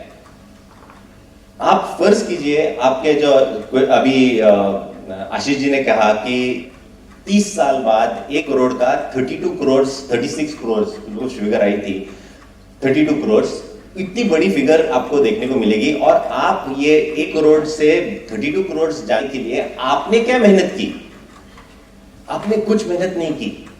आप सिर्फ वो जो आशीष जी ने एग्जाम्पल दिया, एस्केलेटर पे खड़े रहे। एस्केलेटर से नीचे उतरना नहीं है, यही याद रखना है हमें, बाकी कुछ नहीं करना है। इतनी सिंपल चीज है। अगर ये आप समझ लेते हैं तो अगले 5, 7, 8 साल में हम ये जो अभी 62,000 है, इधर से 1.5 से 2 लाख की मंजिल हम आराम से तय करेंगे। और ये जो टारगेट है जो मैं कह रहा हूं, ये मेरा टारगेट है 2028 से लेके 2030, यानी 5 से 7 साल की रैली है। इधर से 5 साल, ये 5 साल बहुत बड़े नहीं है, पर मेरा ये जोर लगा के कहना है कि अगर हम 5 साल से इन्वेस्ट करते हैं तो हमें तकलीफ नहीं होगी। मैंने बहुत लोग मेरे मिलते हैं और सबका व्यू क्या होता है मालूम है? मैं बाय करूंगा एक आधा स्टॉक, फंडामेंटली बहुत अच्छा, टेक्निकल ब्रेकआउट वाला बहुत अच्छा स्टॉक, मैं बाय करता हूं 9:20 में, और 9:45 में देखता हूं भाव बढ़ गया है क्या नहीं। इन्वेस्टमेंट कब तक का? 2030 का व्यू लेके मैं इन्वेस्टेड हूं, पर मैं भाव देखता हूं 9:45 को। क्या मतलब हुआ? आपको वो भाव देखना नहीं है, इन्वेस्टेड रहना है, और ये बड़ी जो मूव है वो पूरी की पूरी पॉकेट करनी चाहिए। अगर आप ये पॉकेट कर पाते हैं तो ही आपका बड़ा पैसा बनेगा। अभी जो ये सेकेंड वेव की बात कर रहे हैं, ये बहुत इंपॉर्टेंट है। जितना बड़ा सेकेंड वेव उतना बड़ा थर्ड वेव आएगा। और ये जो लेवल है सेंसेक्स की, ये जो रेंज मैंने बताई है, ये 55 से 65,000 की रेंज है। इस रेंज में मुझे लगता है और 6 महीने गुजारने चाहिए। ये मेरे हाथ में नहीं है, पर और अगर 6 महीने इस रेंज में हम गुजारते हैं तो बहुत अच्छा होगा। यानी पहले तो 15 महीने तो हमने इस रेंज में गुजारे हैं, और 6 महीने ये जो कंसोलिडेशन है, इसका जो ब्रेकआउट आएगा वो बहुत बड़ा होगा। ये कंसोलिडेशन 15 महीने का, ये पहले से ही बहुत अच्छा है, अभी भी निकला तो कोई प्रॉब्लम नहीं है। पर मैं ऐसा चाहता हूं, या मेरी विश है कि और 6 महीने, 8 महीने इसी रेंज में मार्केट में रहना चाहिए। अगर ये रेंज रहती है तो आपको हर डिप में बाय करना है। आप याद करो, जो बेयर मार्केट के डिप्स आए, करेक्टिव रैली के डिप्स आए, अगर आपने इन्वेस्ट किया होता तो आज आपका पोर्टफोलियो कहां होता? हम जब बेयर मार्केट शुरू होती है तब हम डर जाते हैं, हमें लगता है और नीचे जाएगा तो हम हमारी इन्वेस्टमेंट निकालने के बारे में सोचते हैं। अभी 2030 तक, 28 से 30 तक हमें डिसइन्वेस्ट करने का सोचना ही नहीं है। नीचे आया तो एक अपॉर्चुनिटी है जहां पे हमें पाउंस करना है, जंप करना है और उसको छीनना है। हमें वो इन्वेस्टमेंट करनी चाहिए। हर downfall is an opportunity for you to invest. मैं एक सिंपल सी एक एग्जाम्पल देना चाहता हूं, लेडीज के लिए स्पेशली। जब जब सोना नीचे आता है तो आप अपने घर में क्या बोलते हैं? सोना नीचे आया, चलो लेके आते हैं, what ever that quantity is. पर स्टॉक मार्केट में वैसी सोच नहीं होती। नीचे मार्केट आ गया तो दूर रहो, ऊपर आया तो एंटर करो। पिछले शुक्रवार को यानी 2 दिन पहले मार्केट ने नया हाई बनाया तो हमारे ऑफिस में 100 फोन बजे कि कहां इन्वेस्ट करना है, क्या करना है। मार्केट जब नीचे आता है तो एक फोन नहीं बचता। यह बहुत खराब बात है। हमारी सोच बदलनी चाहिए। हम अमृतकाल में एंटर कर चुके हैं। मेरा मानना है कि अभी अगर सोच नहीं बदली, पिछले 4-5 बुल मार्केट्स हमने गंवाए हैं, इसके बाद ये वापस अपॉर्चुनिटीज बार बार नहीं आती। जो इन्वेस्टमेंट है वो आपको और 5-6 साल तक रखने मिनिमम, ये पहले तय करो, खुद को एजुकेट करो। और सबसे अच्छी बात है कि रिमेन इन्वेस्टेड। ओके, ये अभी करंट मार्केट कंडीशंस जो दिख रहे हैं आपको, इसमें स्पेशलिटी क्या है मालूम है? इस बुल रन में आपको कोई एक सेक्टर चलता हुआ नहीं दिख रहा है, कोई स्कैम नहीं है, कोई आलतू फालतू स्टॉक्स नहीं चल रहे हैं। सब स्टैंडर्ड अच्छे स्टॉक्स, क्वालिटी स्टॉक्स चल रहे हैं। और ये फीचर होता है फिफ्थ वेव का, बड़े पैमाने के फिफ्थ वेव। मैंने अभी जो दिखाया आपको वो शॉर्ट टर्म वेव्स दिखाया, पर अगर आप मंथली चार्ट्स पे या ईयरली चार्ट्स पे जाते हो तो हम फाइनल फिफ्थ वेव के फर्स्ट वेव में है। इसका मतलब ये फर्स्ट वेव, उसका करेक्शन तो अगले 30 साल 35 साल बुल मार्केट रहेगा ही रहेगा। और वो कोइंसाइड करता है आशीष जी का जो व्यू था उसको, जो डायमंड पॉपुलेशन ग्राफ उन्होंने दिखाया। सो बहुत ही अच्छे माहौल में हम हैं, तो remain invested, create wealth for yourself, your family, यही मेरी इच्छा है। अभी सेक्टर्स कौन से चलेंगे अगले 5 साल? तो मेरा कहना है बैंकिंग चलेगा, बैंकिंग यानी बैंकिंग एंड एनबीएफसीज। दूसरा रहेगा कंजम्पशन, तीसरा रहेगा ऑटो एंड ऑटो एंसिलरीज, चौथा एफएमसीजी और 5वां आईटी। पर हमें यह देखने को मिला है, ये एक्सपीरियंस है कि फिफ्थ वेव, बड़े फिफ्थ वेव में हमेशा सारे के सारे सेक्टर्स चलते हैं, 19-20 ऊपर नीचे, बट डिस्टिंक्टली आउट परफॉर्मेंस इनमें आएगा। ओके, अभी पिछले 2-3 साल पहले कोविड आया था, राइट? मुझे एक बहुत अच्छा अनाउंसमेंट करना है, इसलिए मैं थोड़ा सा उसका बैकग्राउंड दे रहा हूं आपको। कोविड आया था और उस कोविड के दरमियान जो नेक्स्ट जनरेशन है, जिसको हम जनरेशन जी बोलते हैं, जनरेशन जेड, ये जनरेशन क्या कर रहा था? यानी स्कूल में पढ़ रहे थे, कॉलेज में पढ़ रहे थे, यंगस्टर्स थे, वो क्या कर रहे थे? तो वो क्या कर रहे थे? मोबाइल पे खेल रहे थे, टीवी देख रहे थे, घर में टाइम पास कर रहे थे। उसी कोविड खत्म होने के बाद जब हमारा आना जाना चालू हो गया, घूमना फिरना चालू हो गया, हमारे हेल्पलाइन नंबर पे एक बच्ची बात कर रही थी। बच्ची ने फोन किया और इन्वेस्टर हेल्पलाइन पे बोला कि मुझे टेक्निकल एनालिसिस सीखना है। तो हमारा रूल है कि टेक्निकल एनालिसिस सीखने के लिए आपकी उम्र कम से कम, यानी आप ग्रेजुएट तो कम से कम होने चाहिए। तो हमारे जो टीम है उन्होंने कहा कि आप कितने व्हाट इज योर एज? तो उन्होंने बोला मैं 6th में पढ़ रही हूँ। तो हमने बोला नहीं नहीं बच्ची, अभी तू क्या कर, तू अभी ग्रेजुएशन या 12th पास कर, उसके बाद हमें फोन करना ना, हम आपको सिखाएंगे टेक्निकल एनालिसिस। आशीष जी ये सुनने जैसी चीज है। 6th स्टैंडर्ड में बच्ची, उसने फोन किया एंड देन उसका फोन कट गया। 10 दिन बाद वापस उसने फोन किया कि मुझे टेक्निकल एनालिसिस सीखना है। ऐसे 10-12 फोन किए उन्होंने लगातार अगले 3 महीने। फिर इतने फोन आने के बाद कोऑर्डिनेटर मेरे पास आई और उन्होंने कहा कि ये बच्ची हमेशा पीछे ही पड़ी है कि उसको सीखना ही है और आपको मिलना है। मैंने कहा ठीक है, तो मिलना है तो मिलने के लिए कोई तकलीफ नहीं है। सीखने के लिए 6th स्टैंडर्ड बहुत यंग एज है। आई डोंट नो कि ग्रास्पिंग पावर क्या है, फिनेंस समझेगी नहीं समझेगी। तो मिलने के लिए आई और मिलने के बाद उन्होंने ना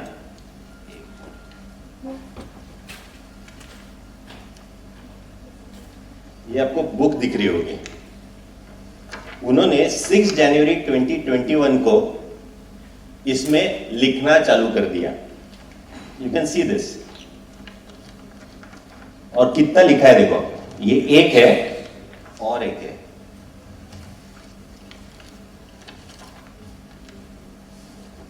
टेक्निकल एनालिसिस।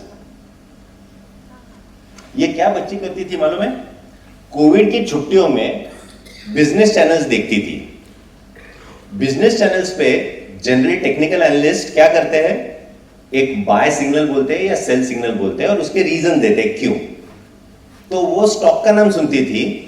अगर फर्ज करो टेक्निकल एनालिस्ट ने बोला कि डबल बॉटम पैटर्न फॉर्मेशन के लिए मैं बाय बोल रहा हूं, फ्लैग पैटर्न के बारे में बाय बोल रहा हूं, हेड एंड शोल्डर्स है इसके लिए बेचने की सलाह दे रहा हूं, तो ये बच्ची वो स्टॉक गूगल पे जाके देखती थी कि ये क्या कहा, गूगल से पढ़ी और ये 2 बुक्स उसने लिखे और ये दिखाने के लिए लाई वो। अमेजिंग। और उस बच्ची का नाम है जानवी साखरे। और आज पूरे लाइक्स चाहिए मुझे।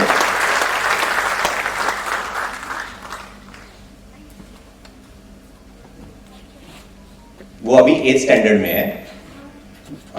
और आज मैं अभी जानवी साखरे को आमंत्रित करना चाहता हूं। जानवी प्लीज खड़े होके please.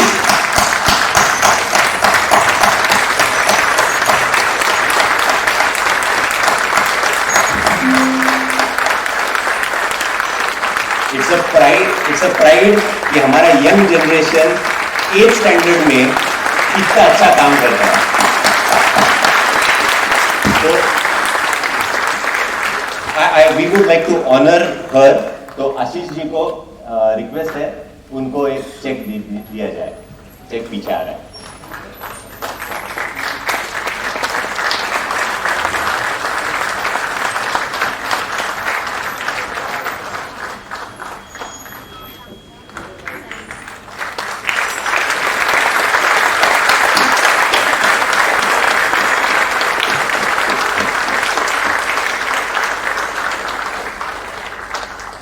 Thank you Ashish ji, thank you.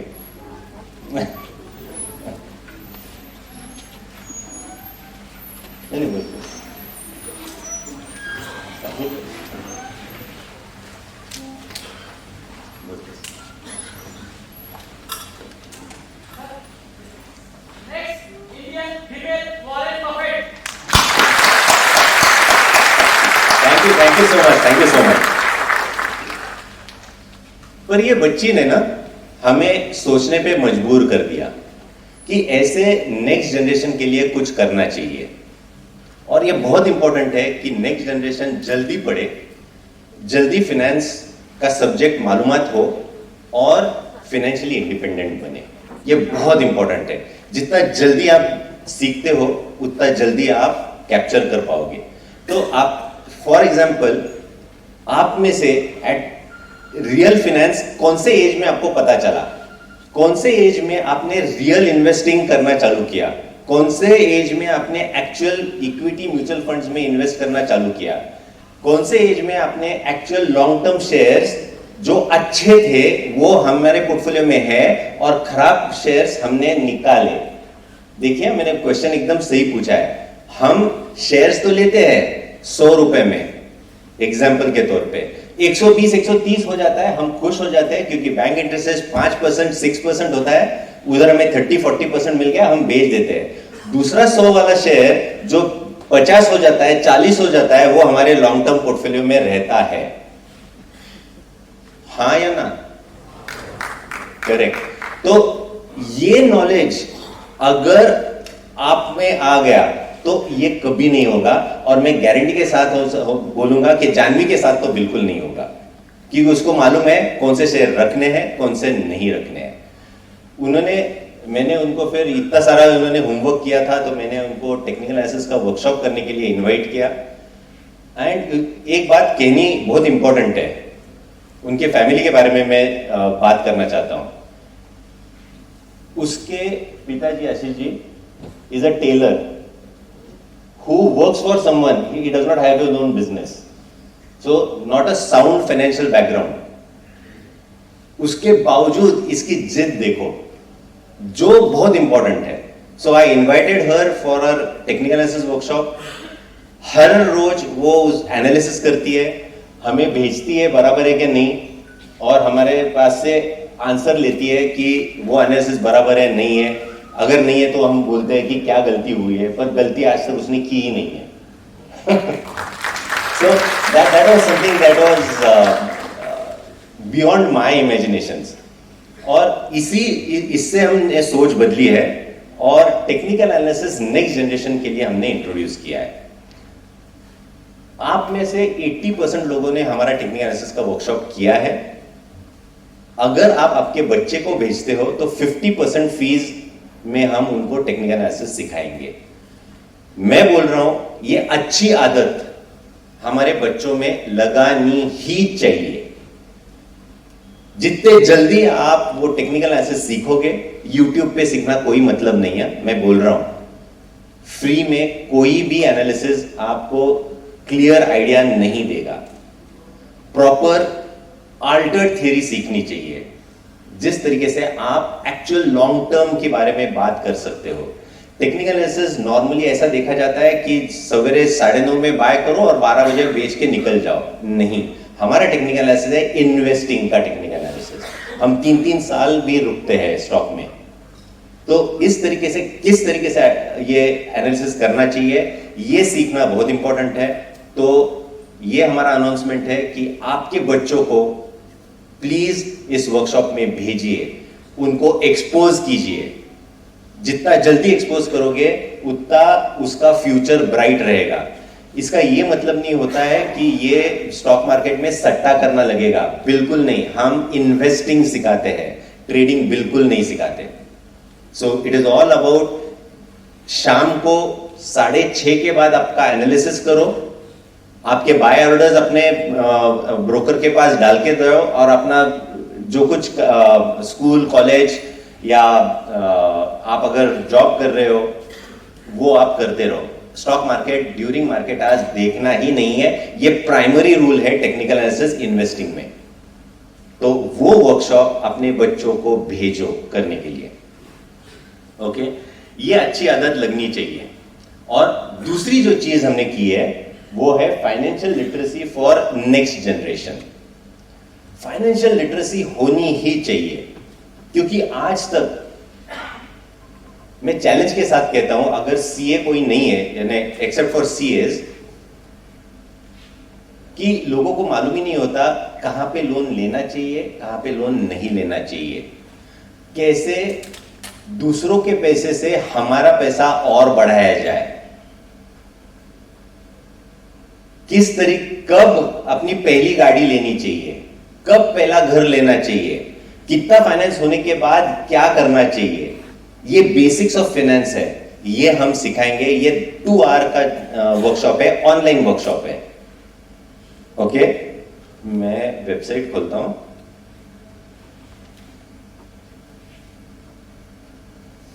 ये financial literacy for generation Z. Okay, click here to know more के क्लिक कीजिएगा। इधर रजिस्ट्रेशन है। इसकी फी 500 रुपए है। 2 घंटे 2.5 घंटे का ये ऑनलाइन वर्कशॉप है। कंपलसरी ये जो वर्कशॉप है आपके यानी आप और आपका बच्चा ये दोनों ने अटेंड करना है ऑनलाइन। ओके, ये 500 रुपए हमें नहीं चाहिए। अगर आप अटेंड करते हैं तो 500 रुपए हम वापस रिफंड करेंगे, पर ये रजिस्ट्रेशन करना बहुत इंपॉर्टेंट है। ये अगर आप सिखाते हो नए जनरेशन को तो उनको एक इन्वेस्टिंग की आदत लगती है, उनको समझ में आता है कंपाउंडिंग का मतलब क्या है। जैसे ही वो कामकाज चालू करेंगे, आज आप उनको पॉकेट मनी दे दो in terms of investing, and over a period of time जब वो उनका पैसा ग्रो होते देखेंगे दूसरे एसेट के कंपैरिजन में, तो उनका पैसा बराबर जगह पे जाएगा, which is very important. Finance ये बहुत इंपॉर्टेंट टॉपिक है और ये बच्चों में इनकलकेट होना ही चाहिए, पर सही तरीके से। बहुत कुछ ये 2-2.5 घंटे में बताया जाएगा। ये 2 घंटे के बाद 1-to-1 हमारे फाइनेंशियल एक्सपर्ट से मीटिंग होगी विद प्रायर अपॉइंटमेंट। बच्चों के क्वेश्चंस होंगे, आप उनके जवाब नहीं देंगे। Please let the experts do that and it is at no cost. आप बच्चों को लेके आइए हमारे इधर, उनके क्वेश्चंस हम ही आंसर करेंगे। We will answer to all the questions, solve their queries, make sure कि उनका जो सोच है वो राइट ट्रैक पे है, and then we leave them for the next 4-5 years। In between अगर उनको कुछ क्वेरीज है तो वो हमारे ऑफिस में कभी भी आ सकते हैं विद प्रायर अपॉइंटमेंट। ये हमने अभी नया चालू किया है, फाइनेंशियल प्लानिंग यानी financial literacy for the next generation, और technical analysis to be introduce to the young generation. तो हम हमेशा ना एज पेरेंट्स जब बच्चे छोटे होते हैं तो एक अच्छी आदत लगाते हैं, राइट? यानी सवेरे उठने के बाद इमीडिएटली क्या करना है? ब्रश करना है। दूसरा क्या, खाने पे बैठने से पहले हाथ धोना है। ये अच्छी आदतें होती है। ये भी अच्छी आदत है कि फाइनेंस समझना, और मैं बार बार यही कह रहा हूं कि ये अपने बच्चों को प्लीज इंट्रोड्यूस कीजिए। ये स्कूल्स और कॉलेजेस में पढ़ाया नहीं जाता। मेरे कई दोस्त हैं जो डॉक्टर है, इंजीनियर्स है, उन्होंने उनके इन्वेस्टमेंट्स मैंने पूछे तो उनके एफडीज में इन्वेस्टमेंट होते हैं। एफडी का रिटर्न और इन्फ्लेशन अगर देखा जाए तो जिसको हम मॉन्स्टर कहते हैं इन्फ्लेशन, वो पूरा का पूरा पैसा खा लेता है। आप जो मेहनत करते हैं उसका आपको रिटर्न मिलता नहीं है। So this is something that is very important. Okay, अब जो इंपॉर्टेंट है, लॉन्च है एक व्हाट्सएप बॉट का, इस पे हम बात करेंगे। और इसके लिए मैं वापस एक बार एंकर को बुलाता हूं, और वो मकरंद और वापस उसके बाद मुकुंद लेले जी को इंट्रोड्यूस करेगा, and then we'll take this forward. Thank you so much for hearing मी।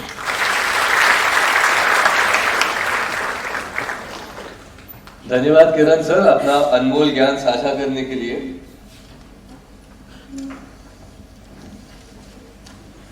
और अब महिलाओं और सभी महाद्योग, वो पल जिसकी हम सब ने बेसब्री से इंतजार की है, आ गया है। मैं आप सबको मध्य मंच की ओर ध्यान देने के लिए आमंत्रित करता हूं, क्योंकि हम अब उस सरप्राइज को प्रकट करने जा रहे हैं जिसकी हम सब ने प्रतीक्षा की है। मैं आशीष सर को आमंत्रित करता हूं कि वो एक रोमांचकारी वीडियो प्रस्तुति और लाइव प्रदर्शन के माध्यम से इस सरप्राइज को प्रस्तुत करें।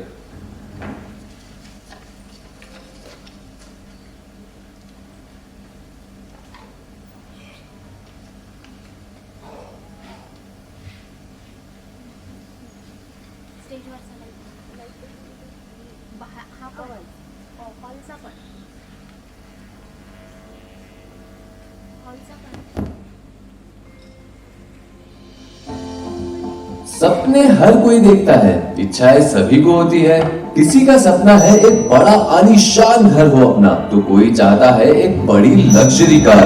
किसी को लेनी है विदेश जाकर उच्च शिक्षा, तो कोई जाना चाहता है छुट्टियों पे 7 समंदर पार। मास इन्वेस्टमेंट्स अब लाए है एक ऐसा समाधान जो आपके सपनों को पूरा करने में आपकी मदद करेगा। पेश है भारत में पहली बार एक व्हाट्सएप बॉट जो आपके सपने कम दाम में साकार कर सकता है।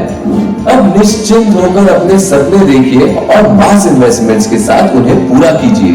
अब आ गया है आपके स्मार्टफोन पर व्हाट्सएप बॉट, निवेश की रोमांचक दुनिया में आपका साथी। टाइप कीजिए हाय और भेजिए 8956453344 पर और घर बैठे बैठे पाइए हर जानकारी जो मुनाफा कराए। अब अपनी इच्छाओं को दीजिए उड़ान और अपने सपनों को करें साकार व्हाट्सएप बॉट के माध्यम से। अधिक जानकारी के लिए संपर्क कीजिए 9595113344 पर। अपने सपने साकारे प्रॉफिट के सहारे।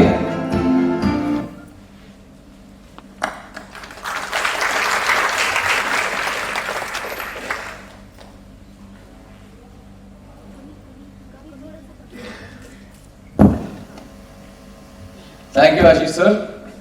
अब मुकुंद सर हमारे व्हाट्सएप बॉट के बैनर को खोलने के लिए उपस्थित हो गए। मैं मकरंद सर को आमंत्रित करता हूं जिन्होंने सबसे पहले इस विचार को पेश किया था, जिन्होंने कहा कि लोगों के लिए इस प्रकार की कोई सुविधा बनाई जाए। मकरंद सर के बारे में मैं कुछ जानकारी देना चाहता हूं। मकरंद सर 1999 से शेयर बाजार के म्यूचुअल फंड्स के क्षेत्र में अनुभव प्राप्त कर चुके हैं। म्यूचुअल फंड्स और योजना चयन में विशेषज्ञ के रूप में उन्हें म्यूचुअल फंड्स उद्योग के कई पुरस्कार मिले हैं, जैसे कि पिछले साल टाइम्स ग्रुप द्वारा सबसे प्रमुख वित्तीय और म्यूचुअल फंड सलाहकार का पुरस्कार।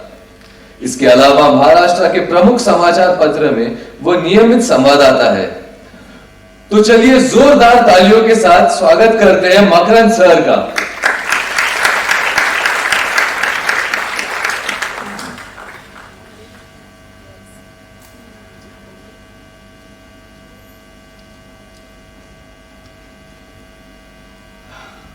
नमस्ते। मैं मुकुल सर को विनती करता हूँ कि वो हमारे जो ये व्हाट्सएप बॉट का जो स्टैंडी है उसका इनोवेशन करें।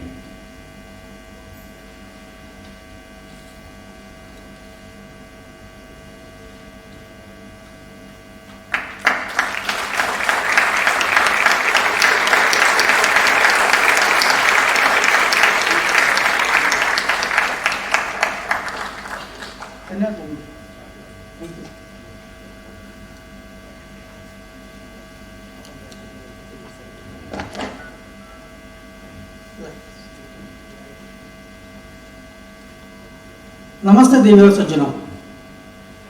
हेलो, जागे थैंक्स। बहुत सारे यहाँ बैठे हुए लोग मुझे पहचानते हैं, मैं भी उनको पहचानता हूँ क्योंकि वो हमारे ऑफिस में आए थे और उन्होंने हमारे साथ कुछ इन्वेस्टमेंट भी किया है। बेसिकली वो जो इन्वेस्टमेंट हमने आपको रेकमेंड किया था वो था रिटायरमेंट प्लानिंग के बारे में। यानी जब आप रिटायर हो गए तो उसके बाद जो आपका फाइनेंशियल फ्रीडम आपको होना चाहिए उसके बारे में आप लोगों ने हमारे साथ इन्वेस्टमेंट चालू की है। लेकिन इतने सालों में इतने लोगों से मिला हूँ और उसमें एक विचार आया मन में कि रिटायरमेंट तो कंपलसरी है, वो तो हर परिवार में होना ही चाहिए। लेकिन जो हम लोग इंटरमीडिएट गोल बोलते हैं, लेकिन जो हमारे जो सपने हैं, जो ऐसे सपने जो हर एक परिवार देखता है, हर एक परिवार को लगता है कि ये सपना होना ही चाहिए, ये सपना हमारा पूरा होना चाहिए। और ये सपने जो कॉमन सपने जो मैंने अभी तक इन सब में देखे हैं वो ये 4 सपने हैं जो हम लोगों ने अभी वीडियो में देखे थे। सब परिवार में ऐसा लगता है कि हमारे पास एक लग्जरी कार होनी चाहिए। लगता है कि नहीं लगता है? ओके, प्रीमियम कार होनी चाहिए। हमारा एक बड़ा घर होना चाहिए। जैसे कि हम लोग अभी 2 BHK में रह रहे हैं तो 3 BHK होना चाहिए, 4 BHK होना चाहिए या एक बड़ा बंगला होना चाहिए। लगता है? करेक्ट। ये सपना, तीसरा सपना जो मैं बोलने जा रहा हूँ, जो हमारे बच्चों की पढ़ाई, हर एक फैमिली में ये देखा गया है कि उनकी एक इच्छा रहती है कि हमारे बच्चे विदेश जाकर पढ़ के आए। होता है कि नहीं होता है? करेक्ट। और एक फॉरेन ट्रिप भी हमारी होनी चाहिए। तो ये 4 सपने जो है, ये कॉमन सपने मैंने देखे थे इतने सालों में। और मैं किरण सर से बात कर रहा था कि सर हम लोगों को ये सपने, जैसे हम लोग रिटायरमेंट प्लान भी करते हैं, तो ये जो इंटरमीडिएट गोल्स है तो उसके लिए भी हम लोगों को कुछ करना चाहिए। और मेरे दिमाग में एक आइडिया आया कि क्यों ना हम टेक्नोलॉजी का थोड़ा यूज करके लोगों को घर बैठे पता चलेगा कि ये सपने मैं कैसे पूरे कर सकता हूँ, उसके लिए मुझे क्या करना चाहिए। और जैसे ही मैंने ये विचार किरण सर के सामने रखा तो तुरंत ही 1 मिनट का भी देरी नहीं करते हुए उन्होंने इसके लिए हाँ बोल दिया और बोले कि आप करो, जो भी कुछ दिक्कत आता है मुझे बोलो, हम लोग साथ में मिलकर करेंगे। तो किरण सर का मार्गदर्शन लेते हुए मैंने ये एक एप्लीकेशन डेवलप करने की कोशिश की है कि जो एप्लीकेशन आपको बताएगा कि आपके सपने पूरे करने के लिए आपको क्या करना चाहिए, और अगर ये सपने पूरे होते होते अगर आपके कुछ पैसे भी बच जाए तो क्या कहना, अच्छा लगेगा ना कि अगर आपके कुछ पैसे भी बच जाए तो, हाँ कि नहीं? ओके। तो मैं आशीष जी को विनती करता हूँ कि वो वही बैठे और पहला बॉट जो हमारे क्लाइंट यूज करने वाले हैं उसके पहले मैं आशीष जी को बोलता हूँ कि आप उसका उद्घाटन करें। So will start the bot. तो ये बॉट कैसे यूज करना है उसकी एक प्रोसीजर मैं आपको अभी बताने वाला हूँ और मैं बॉट आपको एक्सप्लेन करने वाला हूँ।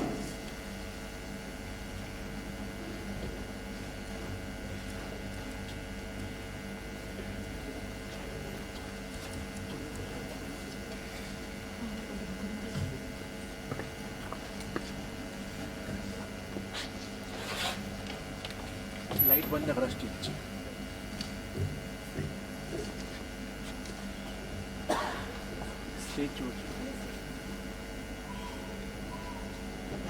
अभी ये एक व्हाट्सएप बॉट है, तो हर एक व्हाट्सएप नंबर को उसका एक क्यूआर कोड रहता है, बराबर? ओके।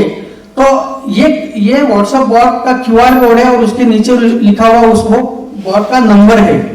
ओके। इस नंबर पे कोई भी आपको अगर आप फोन करोगे तो कोई भी आपको रिस्पॉन्स नहीं करेगा, ये सिर्फ व्हाट्सएप के लिए नंबर है। तो पहले आपको क्या करना है, ये क्यूआर कोड आपको स्कैन करना है आपके मोबाइल में। ओके। आप जब जाओगे यहां से बाहर तो आपको वो क्यूआर कोड का लिफलेट आपको मिलेगा। ओके। तो जैसे ही आप ये क्यूआर कोड स्कैन करते हो तो आपके व्हाट्सएप पे ये क्यूआर कोड आपके व्हाट्सएप चार्ट पे लेके जाएगा, ये नंबर के चार्ट पे आपको लेके जाएगा। ओके। जैसे ये चार्ट आपके पास खुलता है तो आपको उस पर हाई लिखना है।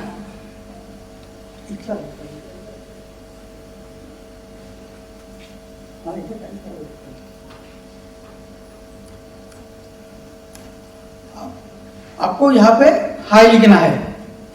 ओके। तो ये बॉट आपको क्या पूछेगा, ये बॉट आपको पूछेगा कि प्लीज एंटर योर नेम। तो मैं मेरा नाम लिखता हूं या आशीष जी का नाम लिखता हूं।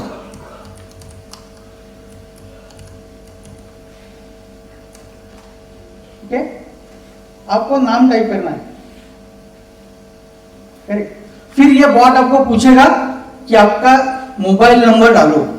तो आपको यहाँ पे ध्यान देके आपका मोबाइल नंबर डालना है, क्योंकि आपने एक डिजिट भी गलत डाला तो इस पे आने वाला ओटीपी दूसरे मोबाइल नंबर पे चला जाएगा। फिर आपको ये बॉट्स ऑटोमेटिक साइन ऑफ के लिए रुकना पड़ेगा 15-20 मिनट के लिए। तो आपको बड़ी ध्यान से यहाँ पे मोबाइल नंबर डालना है।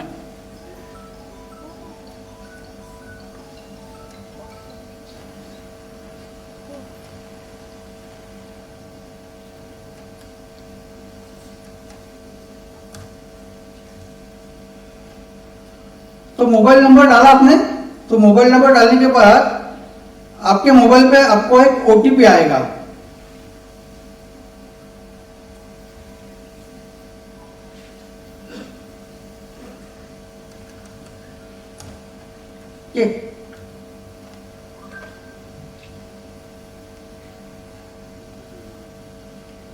तो आपको अभी क्या करना है, ये बॉट आपको पूछ रहा है कि आपका स्टेट कौन सा है, आप कौन से स्टेट से हो। ओके। तो आपको यहां पे आपका स्टेट मेंशन करना है।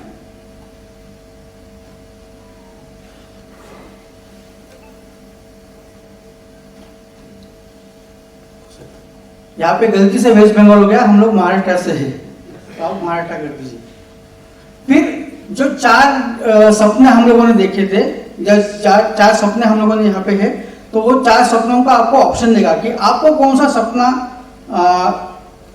करना है। तो किसी का रहेगा मुझे कार लेनी है, किसी को लगता है कि मुझे हायर एजुकेशन के लिए भेजना है लोगों को, बच्चों को, तो कौन सा सपना है। तो मैं आशीष जी को अभी हम लोग उनके लिए यूज कर रहे हैं, तो मैं आशीष जी को पूछता हूँ कि सर आप कौन सा सपना इसमें से चुनोगे? Higher education. Higher education, okay.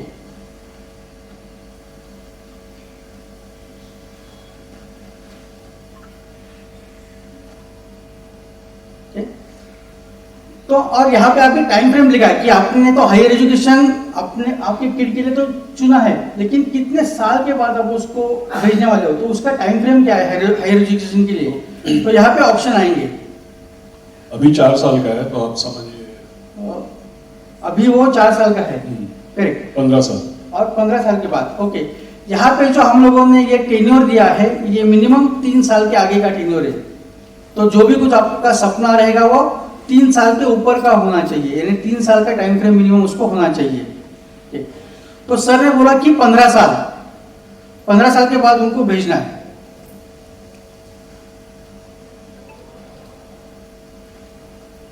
लेकिन यहाँ पे तो 10 ही साल लिखे हुए, तो आपको क्या करना पड़ेगा? शो मोर ऑप्शंस, यहां पे जाके दे दो। फिर उसने वापस टाइम फ्रेम पूछा है, तो यहां पे 10 के आगे वाले आए ऑप्शंस, तो 15 साल के बाद,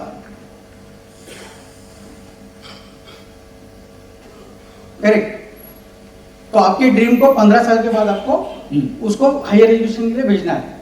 तो सर अभी बोले कि आज का उसका प्रेजेंट कॉस्ट कितना है? You assume 50 lakhs। कितना? 50 lakhs। 50 lakhs, okay. यहाँ पे भी जब ये आपको क्वेश्चन ये बहुत पूछेगा, तो उसके बाद आपको यहाँ पे भी बड़े ध्यान से आपका प्रेजेंट कॉस्ट डालना है। 50 लाख की जगह अगर आपने 5 लाख डाला, 1 0 कम डाला या 1 0 ज्यादा डाला, तो भी ये गलत आंसर देना चालू कर देगा। तो जैसे आपको मोबाइल नंबर ध्यान से डालना है, वैसे ही आपको इसका ये अमाउंट भी ध्यान से डालना है। तो 50 लाख,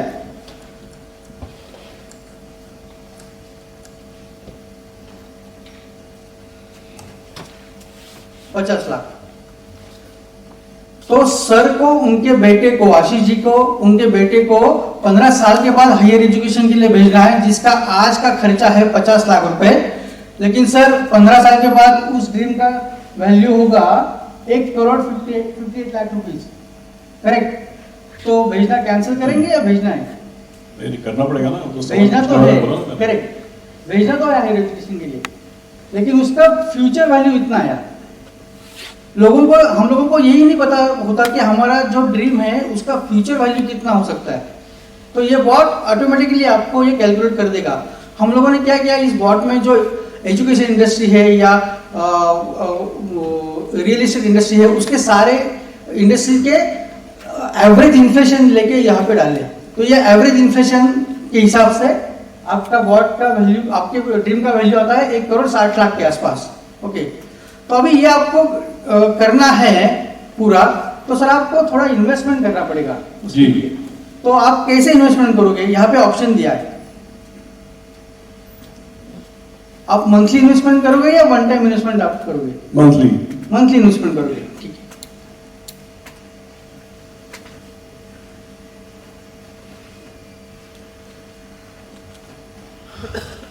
सर ने बोला कि मैं मंथली इन्वेस्ट करूंगा अगले 15 साल के लिए। तो ये बॉट ने बोला कि अगर आपको मंथली इन्वेस्टमेंट करना है तो आपको अराउंड 30,000 रुपीज का आपको SIP करना पड़ेगा या मंथली इन्वेस्टमेंट करना पड़ेगा। अगर आपने 30,000 रुपए हर महीना अगले 15 साल इन्वेस्ट किए, तो आपका ये ड्रीम 1,06,00,000 से सस्ता होगा। कितने? 1,06,00,000। फ्यूचर वैल्यू कितना है? 1,58,00,000 रुपीज 15 साल के बाद। लेकिन आपने आज से अगर इन्वेस्टमेंट चालू किया तो आपका ये ड्रीम 1,06,00,000 से सस्ता हो सकता है। तो सर बॉट ने तो आपको बोला कि आपको 30,000 का SIP करना है, तो आपको कितना कर सकते हो? आप कितने का SIP कर सकते हो या मंथली इन्वेस्टमेंट? से 40,000। 40,000। 40,000 रुपीज।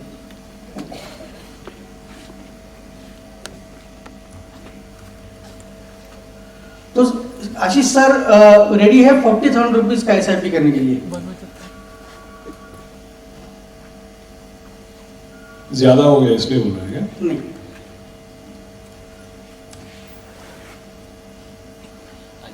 ओके।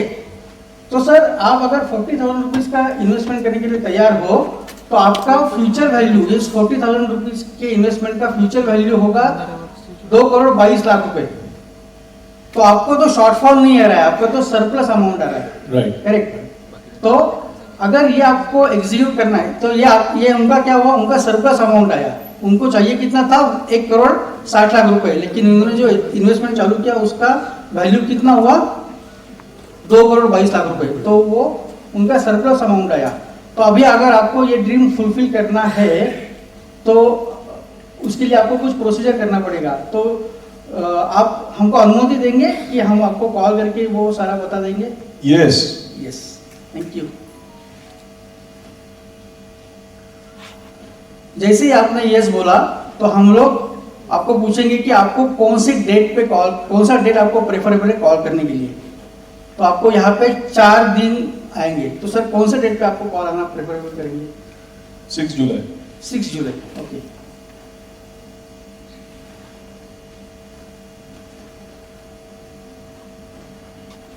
अभी वो डेट तो सिलेक्ट किया, लेकिन हम लोग चाहते हैं कि आपको हम डिस्टर्ब ना करें। तो आप आपका प्रेफरेबल टाइम बोलिए कि कौन से टाइम पे आपको कॉल आना चाहिए। तो हम लोगों ने यहाँ पे स्लॉट्स रखे हैं 10 से 12 बजे तक, 12 से 2 बजे तक, 2 से 4 बजे तक, या 4 से 5 साढ़े 5 बजे तक। तो कौन सा प्रेफरेबल टाइम रहेगा आपका जिससे आप डिस्टर्ब ना होंगे? 2 to 4। 2 to 4, thank you.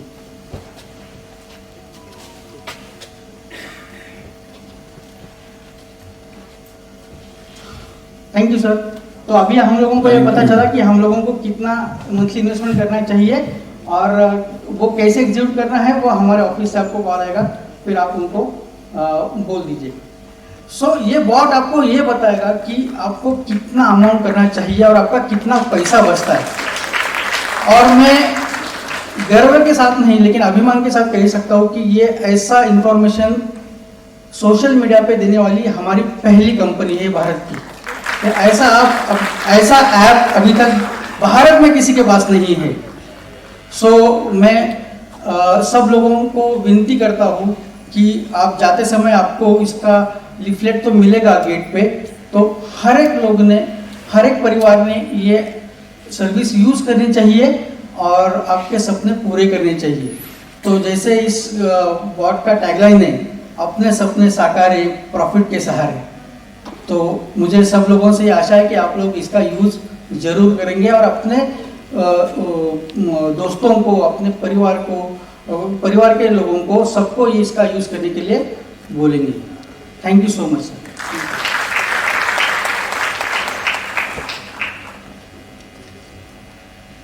Thank you Makarand sir. इस सेमिनार के कंक्लूजन से पहले मैं मकरंद सर के बारे में कुछ कहना चाहूंगा। मकरंद सर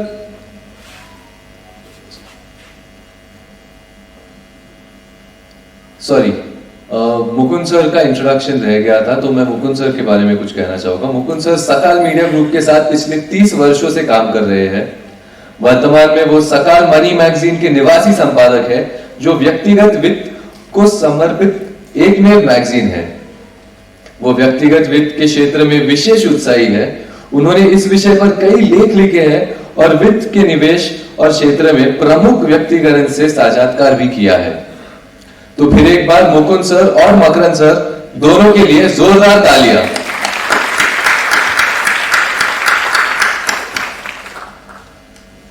सारांश में मैं हर एक व्यक्ति के प्रति अपना हृदयपूर्वक आभार व्यक्त करना चाहूंगा जो अपनी मौजूदगी से इस आयोजन को महिमान्वित कर रहे हैं। हम वास्तव में आपके समर्थन और हमारे प्रयासों में आपके विश्वास की कद्र करते हैं। हमारे आभार के चिन्ह के रूप में हम सभी को पैम्फलेट्स वितरित करेंगे जो व्हाट्सएप बॉट और इसकी विशेषताओं के बारे में विस्तृत जानकारी संदर्भित करेंगे। ये पैम्फलेट्स आपके लिए सहज गाइडलाइन की भूमिका निभाते हैं, जिसके माध्यम से आप इस अद्वितीय उत्पाद के महान संभावनाओं और लाभों का खोज कर सकते हैं। हम आपको समय निकालकर इस पैम्फलेट को पढ़ने के लिए प्रोत्साहित करते हैं ताकि आप जान सके कि व्हाट्सएप बॉट आपके सपनों को पूरा करने और आपके महत्वाकांक्षाओं को प्राप्त करने में आपकी सहायता कैसे कर सकता है। इसके अलावा पैम्फलेट्स में संपर्क जानकारी भी शामिल की गई है, जिससे आप हमारी टीम से अन्य पूछताछ या सहायता के लिए संपर्क कर सकते हैं। Can we please invite Mukund sir on stage?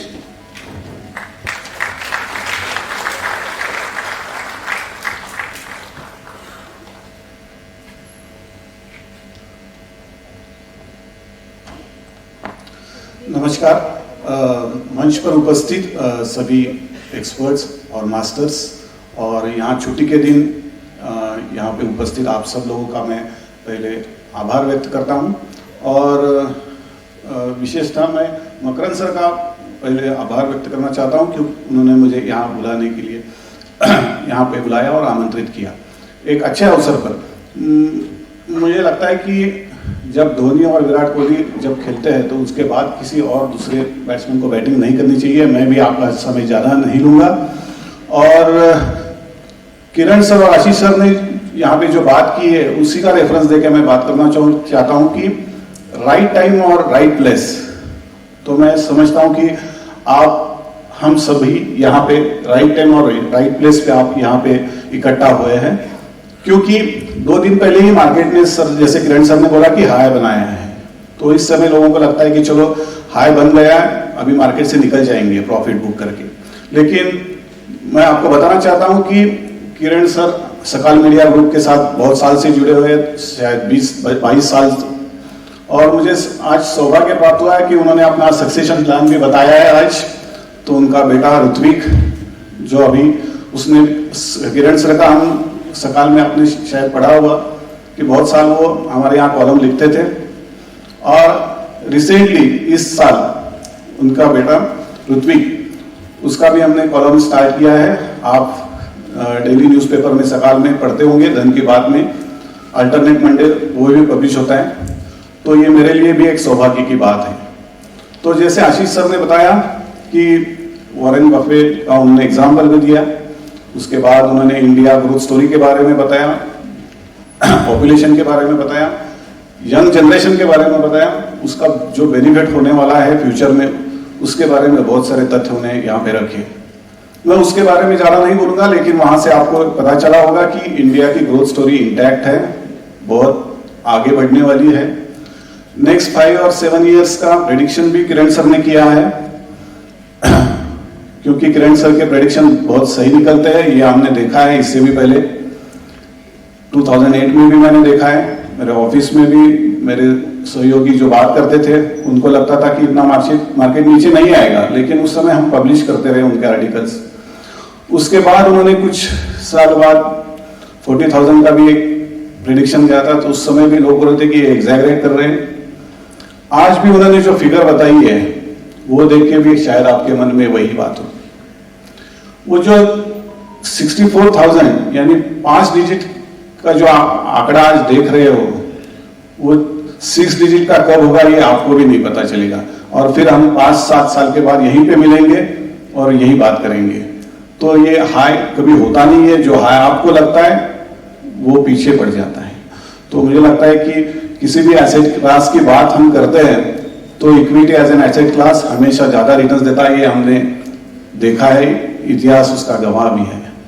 तो मैं अभी ज्यादा आपका वक्त नहीं लूंगा, लेकिन सकल का मैं एक रिप्रेजेंटेशन भी यहाँ पे कर रहा हूँ। तो मैं जैसे किरण सर ने फाइनेंशियल लिटरेसी के बारे में बात की, तो ये बहुत जरूरी है क्योंकि हमारे करिकुलम में ये नहीं होता है स्कूल कॉलेजेस में, और हमें लगता है कि अरे ये बात मुझे अगर पहले पता होती तो मैं आज ज्यादा बेहतर जिंदगी जी सकता था। तो मुझे लगता है कि ये फाइनेंशियल लिटरेसी, इन्वेस्टमेंट लिटरेसी, ये सब होनी चाहिए। उसके बारे में सकल मीडिया ग्रुप हमेशा आगे रहता है। जैसे मैंने अभी जिक्र किया कि मंडे न्यूज़पेपर में हम धन की बात हमेशा रखते हैं। उसके साथ लास्ट ईयर हमने सकाल मनी मैगजीन जो डेडिकेटेड टू पर्सनल फाइनेंस है वो भी हमने शुरू किया है। बहुत सारे लोग उसके सब्सक्राइबर्स भी रहे होंगे। वो मैगजीन अभी हमारा स्टॉल भी बाहर है, वहां पे एक सब्सक्रिप्शन की ऑफर भी चल रही है। जिन्होंने अभी तक देखा नहीं वो ध्यान से देखे, क्योंकि इंग्लिश में बहुत सारे पब्लिकेशंस यहाँ पे होते हैं, लेकिन इंग्लिश के जो टेक्निकल लैंग्वेज होती है बहुत सारे लोगों को नहीं जैसे पता नहीं होती है। तो ये सिंपल मराठी लैंग्वेज में हमने जो मैगजीन लिखा है उसमें किरण सर भी, विपट सर भी, मकरंद सर भी वहाँ पे कंट्रीब्यूट करते रहते हैं। तो मैं सबको अनुरोध करना चाहता हूँ कि वो उसका भी लाभ ले। और मैं फिर एक बार मकरंद सर और किरण सर का आभार व्यक्त करता हूँ और आपका भी आभार व्यक्त करता हूँ। रुकता हूँ, धन्यवाद।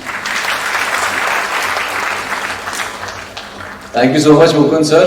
और अब फिर से एक बार शो सेमिनार क्लोज करने से पहले जोरदार तालियां व्हाट्सएप बॉट के लिए। हमें आशा है कि व्हाट्सएप बॉट आपकी सफलताओं की यात्रा में एक मूल्यवान साथी बनेगा। फिर एक बार इस ऐतिहासिक अवसर का हिस्सा बनने के लिए धन्यवाद।